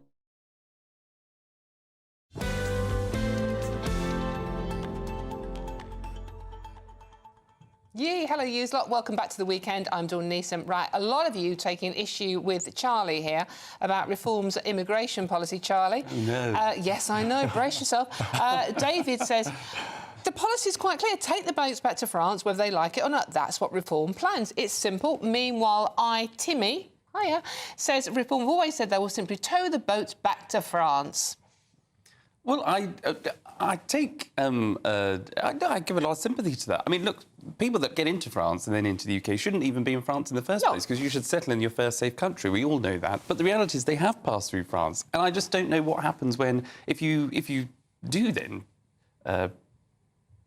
put a load of migrants... Tow them back to France? Tow them back to France, and the French authorities say no. Then you have a standoff... Exactly. You have a standoff just outside of Calais, or in French waters, or English waters, or unknown waters, or whatever it is. I mean, what happens then? That you can't do this... It's not like we haven't been there before with the French, isn't it? Which is why I thought Miranda was a good policy, because, you know, anyway. But there we are. All right. So if you've got more comments for Charlie, please do. gbnews.com/your say. Well, there's plenty more coming up in our show. But first, let's find out what Nana's got in her show, which is starting at 3 o'clock, coming up very soon. Hi, Nana, what you got coming up? Well, there's a lot to talk about. Of course, Reform, it's their conference, so we will go live to the conference. It's just kind of ended now, but we'll find out, get some feedback from there. And we'll also be asking, could Reform actually replace the Tories? Tories have their conference coming very soon as well. Now, the other thing we want to talk about is Keir Starmer, and we wanted to ask whether MPs should be allowed to receive gifts of any kind, including his beloved arsenal. Honestly, it's absolutely absurd. A man with a property portfolio of millions and somebody who earns £167,000, plus somebody who has ample supply and support to be able to buy his own clothes. Why on earth, what kind of a man would allow another man to buy his wife clothes? So we'll be discussing that and lots more. Brilliant. That sounds like a real cracker. Yeah, that's a lot of people are annoyed about that. You know, £200,000 a year, and you can't afford to buy your own glasses. That's Nana. She's with you at 3 o'clock, so you don't want to miss any of that show. Now, meanwhile, we're going back out to the Netherlands in an airborne spectacular. 700 paratroopers are commemorating 80 years since Allied soldiers parachuted into the Nazi-occupied Netherlands, as they were. So let's cross to our reporter, Charlie Peters, who is there on the ground for us. Charlie, how's it going over there now? Well, it's going very well. The parachute drops were all successfully achieved. Some, as you said, 700 paratroopers trying to reattempt the 1,900 who dropped on the opening days of Operation Market Garden here at Gelsenhinkel. And behind me, you can see some military bands performing as people start to leave this location. They were asked by the King of the Netherlands and the military representatives here to pay their respects to those who fought and died in Operation Market Garden. The Dutch resistance, the British airborne forces and the Polish brigade that was attached to them who fought in this location, and also the US airborne, 101st and the 82nd divisions fighting in Nijmegen and Eindhoven. All of those nations represented today, and several other NATO allies attending to pay their respects on the 80th anniversary of the most audacious airborne operation in military history. The main area for commemorating the forces is just behind me to my left, that area there, and people are coming over, standing, paying their respects as they leave this location. Well, many people see Operation Market Garden as a futile exercise, a moment of big ego where Field Marshal Monty wanted to win the war himself by sending 10,000 airborne forces deep into Nazi-occupied territory to try to establish a bridgehead into Germany and win the war himself. It didn't work. The forces couldn't hold the north side of the bridge at Arnhem. It was a bridge too far. The final order given on the radio was out of ammunition. God save the King. The parachute regiment, with so many amazing honours throughout its history, they always come back to Arnhem despite that ultimate objective failure. Well, earlier today I spoke to Brigadier Mark Berry. He is the commander of 16 Air Assault Brigade, and here's what he told me about why the parachute regiment comes here. I think the struggle that soldiers felt here on the ground, the very, very difficult conditions that they faced, epitomise what any one of us feel we could be called to face in the modern era, and therefore we come here to commemorate the bravery of those who went before us and to challenge ourselves to think about their bravery and will we be brave enough when our time comes. Well, the Brigadier was also joined by the Chief of General Staff, Sir Mark Rowley, the most senior soldier in the British Army, and all 4 commanding officers of the Parachute Regiment battalions in the British Army, along with the Commander Field Army and the General Officer in command of 1 division, the division that was on the ground here 80 years ago with 30 Corps fighting to reach the Netherlands. So several people, senior in the British military, involved in this commemoration 80 years after Operation Market Garden. Thank you very much, Charlie. Doing a sterling job out there for the 80th anniversary of Arnhem. Very moving stuff, and Charlie knows his stuff. Really, really good report from there. It's so important, isn't it, Charlie, that we remember what people did 80 years ago, and the people of Arnhem still go and lay flowers on the graves of the many young men that didn't come back from that. Totally, and the reason why it's so important is because it's for us not to forget the sacrifice that all of these young men and women made for the freedoms that we have today, but also because I think it's about 8 NATO allies that worked on that operation together, and you just have to think that back, OK, that was in the past. If we had 8 NATO allies working together in conflicts today, such as helping Ukraine, if we were more coordinated now as we were back then, you can learn the lessons from history, and you can always see that good prevails over evil. Yeah. Do you think we have learned our lessons, Kai? It's difficult to tell, isn't it? I mean, I think we've had such disunity between the United Kingdom and so many of our allies in the past, in recent years. But I read something that the Netherlands commemorates this just to remind them of the price paid to restore peace in Europe. I think above all else, above the differences that we all have between different countries, different ideologies and so on, I think it's really more important than ever right now for us to recognise that sort of commonality between us all, that common history, and look at the parallels that are obvious to all of us at the minute in Ukraine. Very moving stuff. I hope you've enjoyed it out there as much as I have. And as I said, Charlie has been doing a fantastic report. Let us know what you think at gbnews.com/your say. Right, unfortunately, I have to say goodbye to you two. That is political commentator Kai Wilshaw and former Conservative advisor Charlie Rowley, who is not sad to go because he's off to Ibiza. Right, OK, I've mentioned that, not that I'm jealous. Now, there's a lot of politics today, so what about some showbiz? Do you fancy a bit of that? It does include Prince Andrew, by the way. Just warning you there, so you get your sick bags ready if you're not a fan. We'll be back in just a moment, and as Showbiz coming up with the gorgeous Steph Tetchy. See you very soon.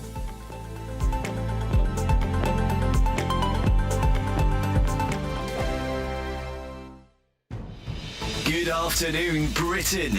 Weekdays from midday.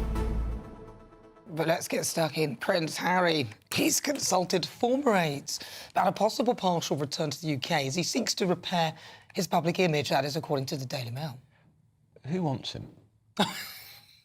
I'm sorry. This is, of course, he's got his book Spare. The paperback comes out later this year. Now, he's not updating it, but he'll want to promote it. Yeah, absolutely. He says he's not doing any interviews, but we're talking about him now, we're talking about Spare. Yeah. And is he going to come back with his wife? What about the children? Because apparently it's not safe for his wife and children in this country, according to Harry, even though he took his wife to Colombia, which is much less safe than Britain, in my view. It's absurd. Anyway, he was able to attend his uncle's funeral quite easily. He did. Nobody knew he was coming. He said he wasn't, and then he did.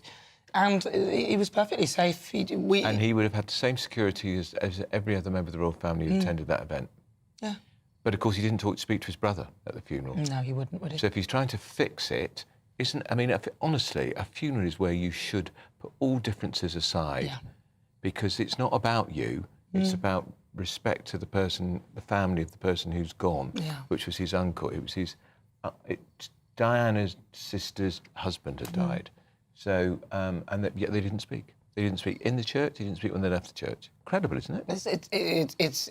It's awful because that moment is when you realise that we are all mortal, and at that point you should... all other things should transcend that, but not... Well, this move is being branded as Operation Bring Harry In From the Cold, because apparently he's a bit fed up with his life in Montecito. Does that mean with his wife?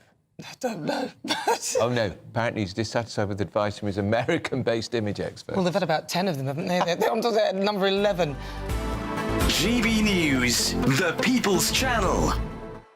Tune in to Friday Night Live with me, Mark Dolan. GB News royalty with your perfect start to the weekend. Lucky us. Feisty and fearless guests. Well, I'm a normal person, so ask me. Honest opinions that raises more questions than a Gary Barlow tax return. And a few surprises along the way. Might be cold in this studio. That is Friday Night Live with me, Mark Dolan. 8 to 9, only on GB News, the People's Channel, Britain's news channel. Welcome to State of the Nation, daily plunge into the stories shaping our country. I'm Jacob Rees-Mogg, and Monday to Thursday we bring you the insights, the facts, the truth about how our country is being governed. Because what happens in Downing Street matters down your street. Tune in to State of the Nation every Monday to Thursday, 8 to 9 o'clock. Only on GB News, the People's Channel, Britain's news channel.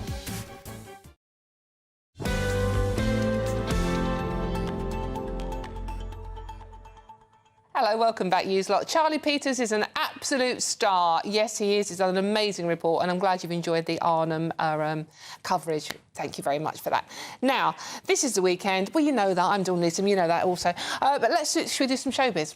Shall we? Steph Tetchy is here with your showbiz gossip for you. She is the queen of showbiz. I'm rubbish at it, Steph. Come on, what's going on? Where is Zoe Ball? What? That is the question I've been asking myself all weekend. Everyone's asking that. Where has she been? She hasn't been back to her Radio 2 show since the 8th of August now. She's gone through a tough year. Her mum died earlier this year from pancreatic cancer, and she was back at the BBC within a month. And then since then, she came back, then she's taken further time off. But there's been no explanation, and most of her fans are taking to social media saying, where is Zoe Ball? Is she going to be coming back to the show?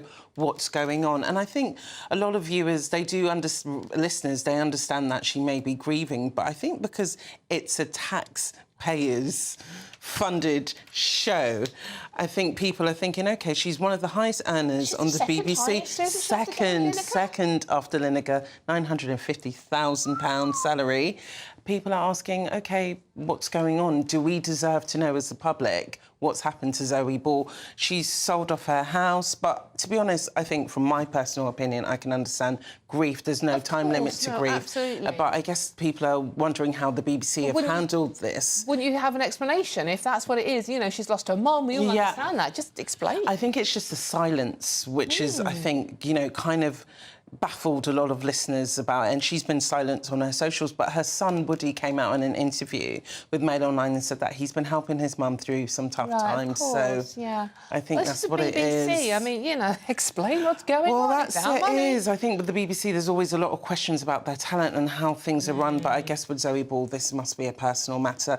People are hoping, listeners are hoping that she does come back to her show on Monday morning, but we'll have to wait and see. During the whole summit, it's been covered by people like Scott Mills and Gabby Roslin. So she's a well-loved star. Let's hope she's well and she's going to come back soon, obviously.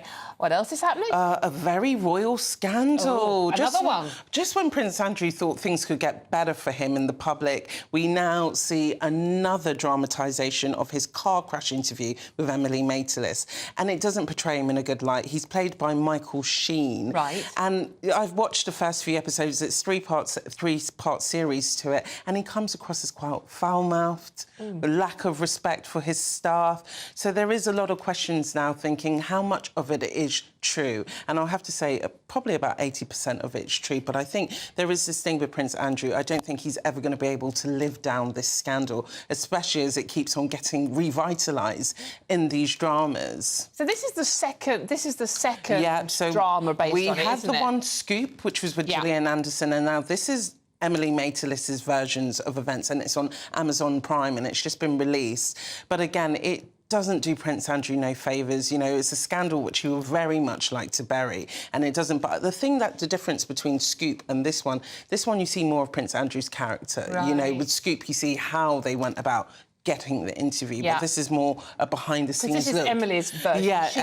It's her version of events. So I can imagine there's a lot of people who are not happy, including Princess Beatrice. She hasn't been happy with her portrayal of it and stuff. But the public are interested in this scandal still. Yeah, absolutely. Anything else that we need to talk about? Strictly Come Dancing is back, even I know that. Strictly is coming back on screens today. It's going to be the first live show. There's going to be a lot of interesting highlights to see, including Chris McCausland, who is the first blind contestant, and he's going to be dancing. He is, and he's going to be dancing to Cha-Cha-Cha. So it'll be interesting to see how he pulls that off. Right, OK, because he made that brilliant, because there's a GP on there randomly. He made that brilliant crack. It's, you know, we're all just amazed to be in the same room as a GP. Cringe. Steph, thank you, Dawn. Thank you very much. That was Planet Showbiz for you with the gorgeous Stephanie Techi. Well, I think we've run out of time. I just want to thank you all so much for joining me this afternoon. Really appreciate your company. The messages have been brilliant, and so do keep them coming, because Nana's coming up next. She's on at 3 o'clock, and then that's lots of fiery debate until 6, and then at 6 o'clock after it's a Saturday 5. So thank you very much. I've been Dawn Neeson. This has been GB News. I'm back dishing up another hot lunch tomorrow. But talking of hot, let's find out whether the weather's going to be hot. And here's your forecast. See you soon.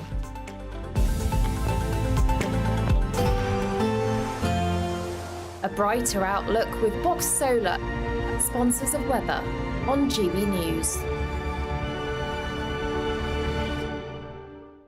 Hello there, good afternoon. Today marks the end of astronomical summer with the equinox tomorrow. And for some of us, there is some sunny spells to end the summer, but for others, it is more of a thundery end. Due to this low pressure that is pushing into southern areas, and these occluded fronts here have already started to provide some heavy showers and thunderstorms in places. The particular focus for that as we continue into this evening is Wales, central southwestern areas of England. There could be some disruption in places. Again, frequent lightning and hail is also possible. A second pulse of thundery rain arriving as we head into the latter stages of the night as well. Generally dry further towards the north. We might see a few showers just clipping the far south of Northern Ireland, but generally northwestern areas of Scotland could be quite chilly underneath the clearest skies. Elsewhere, it is generally a rather mild night. As we start off Sunday in the north, then there is going to be an east-west split. Quite a lot of cloud to start the day, particularly along that eastern side, with that producing a bit of drizzle in places. It will try to burn back, but really the best of the sunshine is certainly going to be for the Highlands, Lewis and Harris and Argyll and Bute. A few sunny spells also developing as we head throughout the day for Northern Ireland once the fog begins to clear its way off, but you'll see those showery outbreaks of rain spreading across much of Wales, central southern areas of England, and they will continue right throughout the day. Again, there is a rain warning in force, so we could see further spray on roads, surface water issues, so it certainly is worth taking care and keeping up to date with the forecast. The graphics here not to be taken too literally, but it just gives an indication that that western side really could see some quite heavy pulses of rain. Quite humid in amongst all of this as well. Temperatures topping up around 20 to 21 degrees Celsius, 20 even possible across the sunnier spots of northwest Scotland. That rain will linger as we head throughout Sunday evening, stalling a bit across Wales and the Midlands before it gradually wants to shift its way eastwards as we head throughout the day on Monday. But things generally staying unsettled into the new working week, and it's also looking to turn cooler for all of us. Enjoy the rest of your weekend. Bye-bye. That warm feeling inside from Boxed Boilers, sponsors of weather on GB News. There's an incredible good luck. This Monday, the king of breakfast TV is back. That's right, Britain's favourite TV host, Eamon Holmes, returns to Britain's hottest breakfast programme. Breakfast every day from 6 a.m.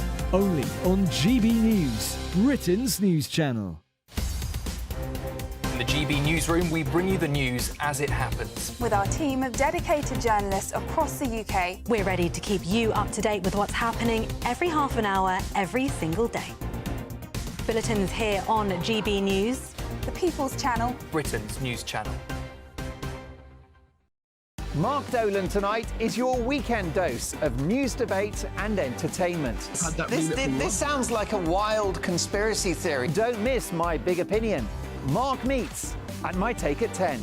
Democracy is a funny old thing. And we don't do boring, not on my watch. I just won't have it. Let's go and get another glass of that bubbly. You've earned it. That's Mark Dolan tonight, Saturday and Sunday, 9 to 11, only on GB News, the People's Channel, Britain's news channel. Are the newspapers getting you down? My wife didn't divorce me that month. Struggling to separate the wheat from the chaff? I know that it's a bit of a circus at the best of times.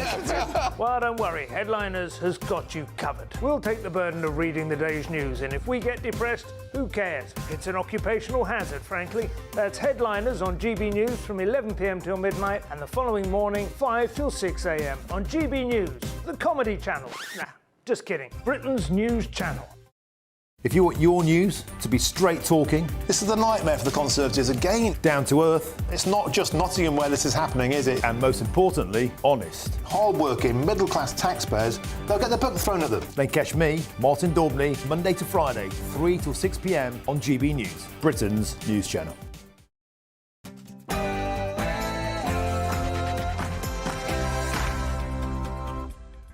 Hello, good afternoon. It is 3 o'clock. Welcome to GB News. We're live on TV, online and on digital radio. I'm Nana Acquia. And for the next few hours, me and my panel will be taking on some of the big topics hitting the headlines right now. This show is all about opinion. It's mine, it's theirs, and of course it's yours. We'll be debating, discussing, and at times we will disagree, but no one will be cancelled. So joining me for the next few hours, political commentator Lee Harris and also trade unionist Andy Twelves. There's a dozen of him. Coming up, should MPs accept gifts? We'll discuss that in my Great British Debate. In my niggle after 4, Sir Keir Starmer tries to explain why he has to sit in a box to watch his beloved Arsenal.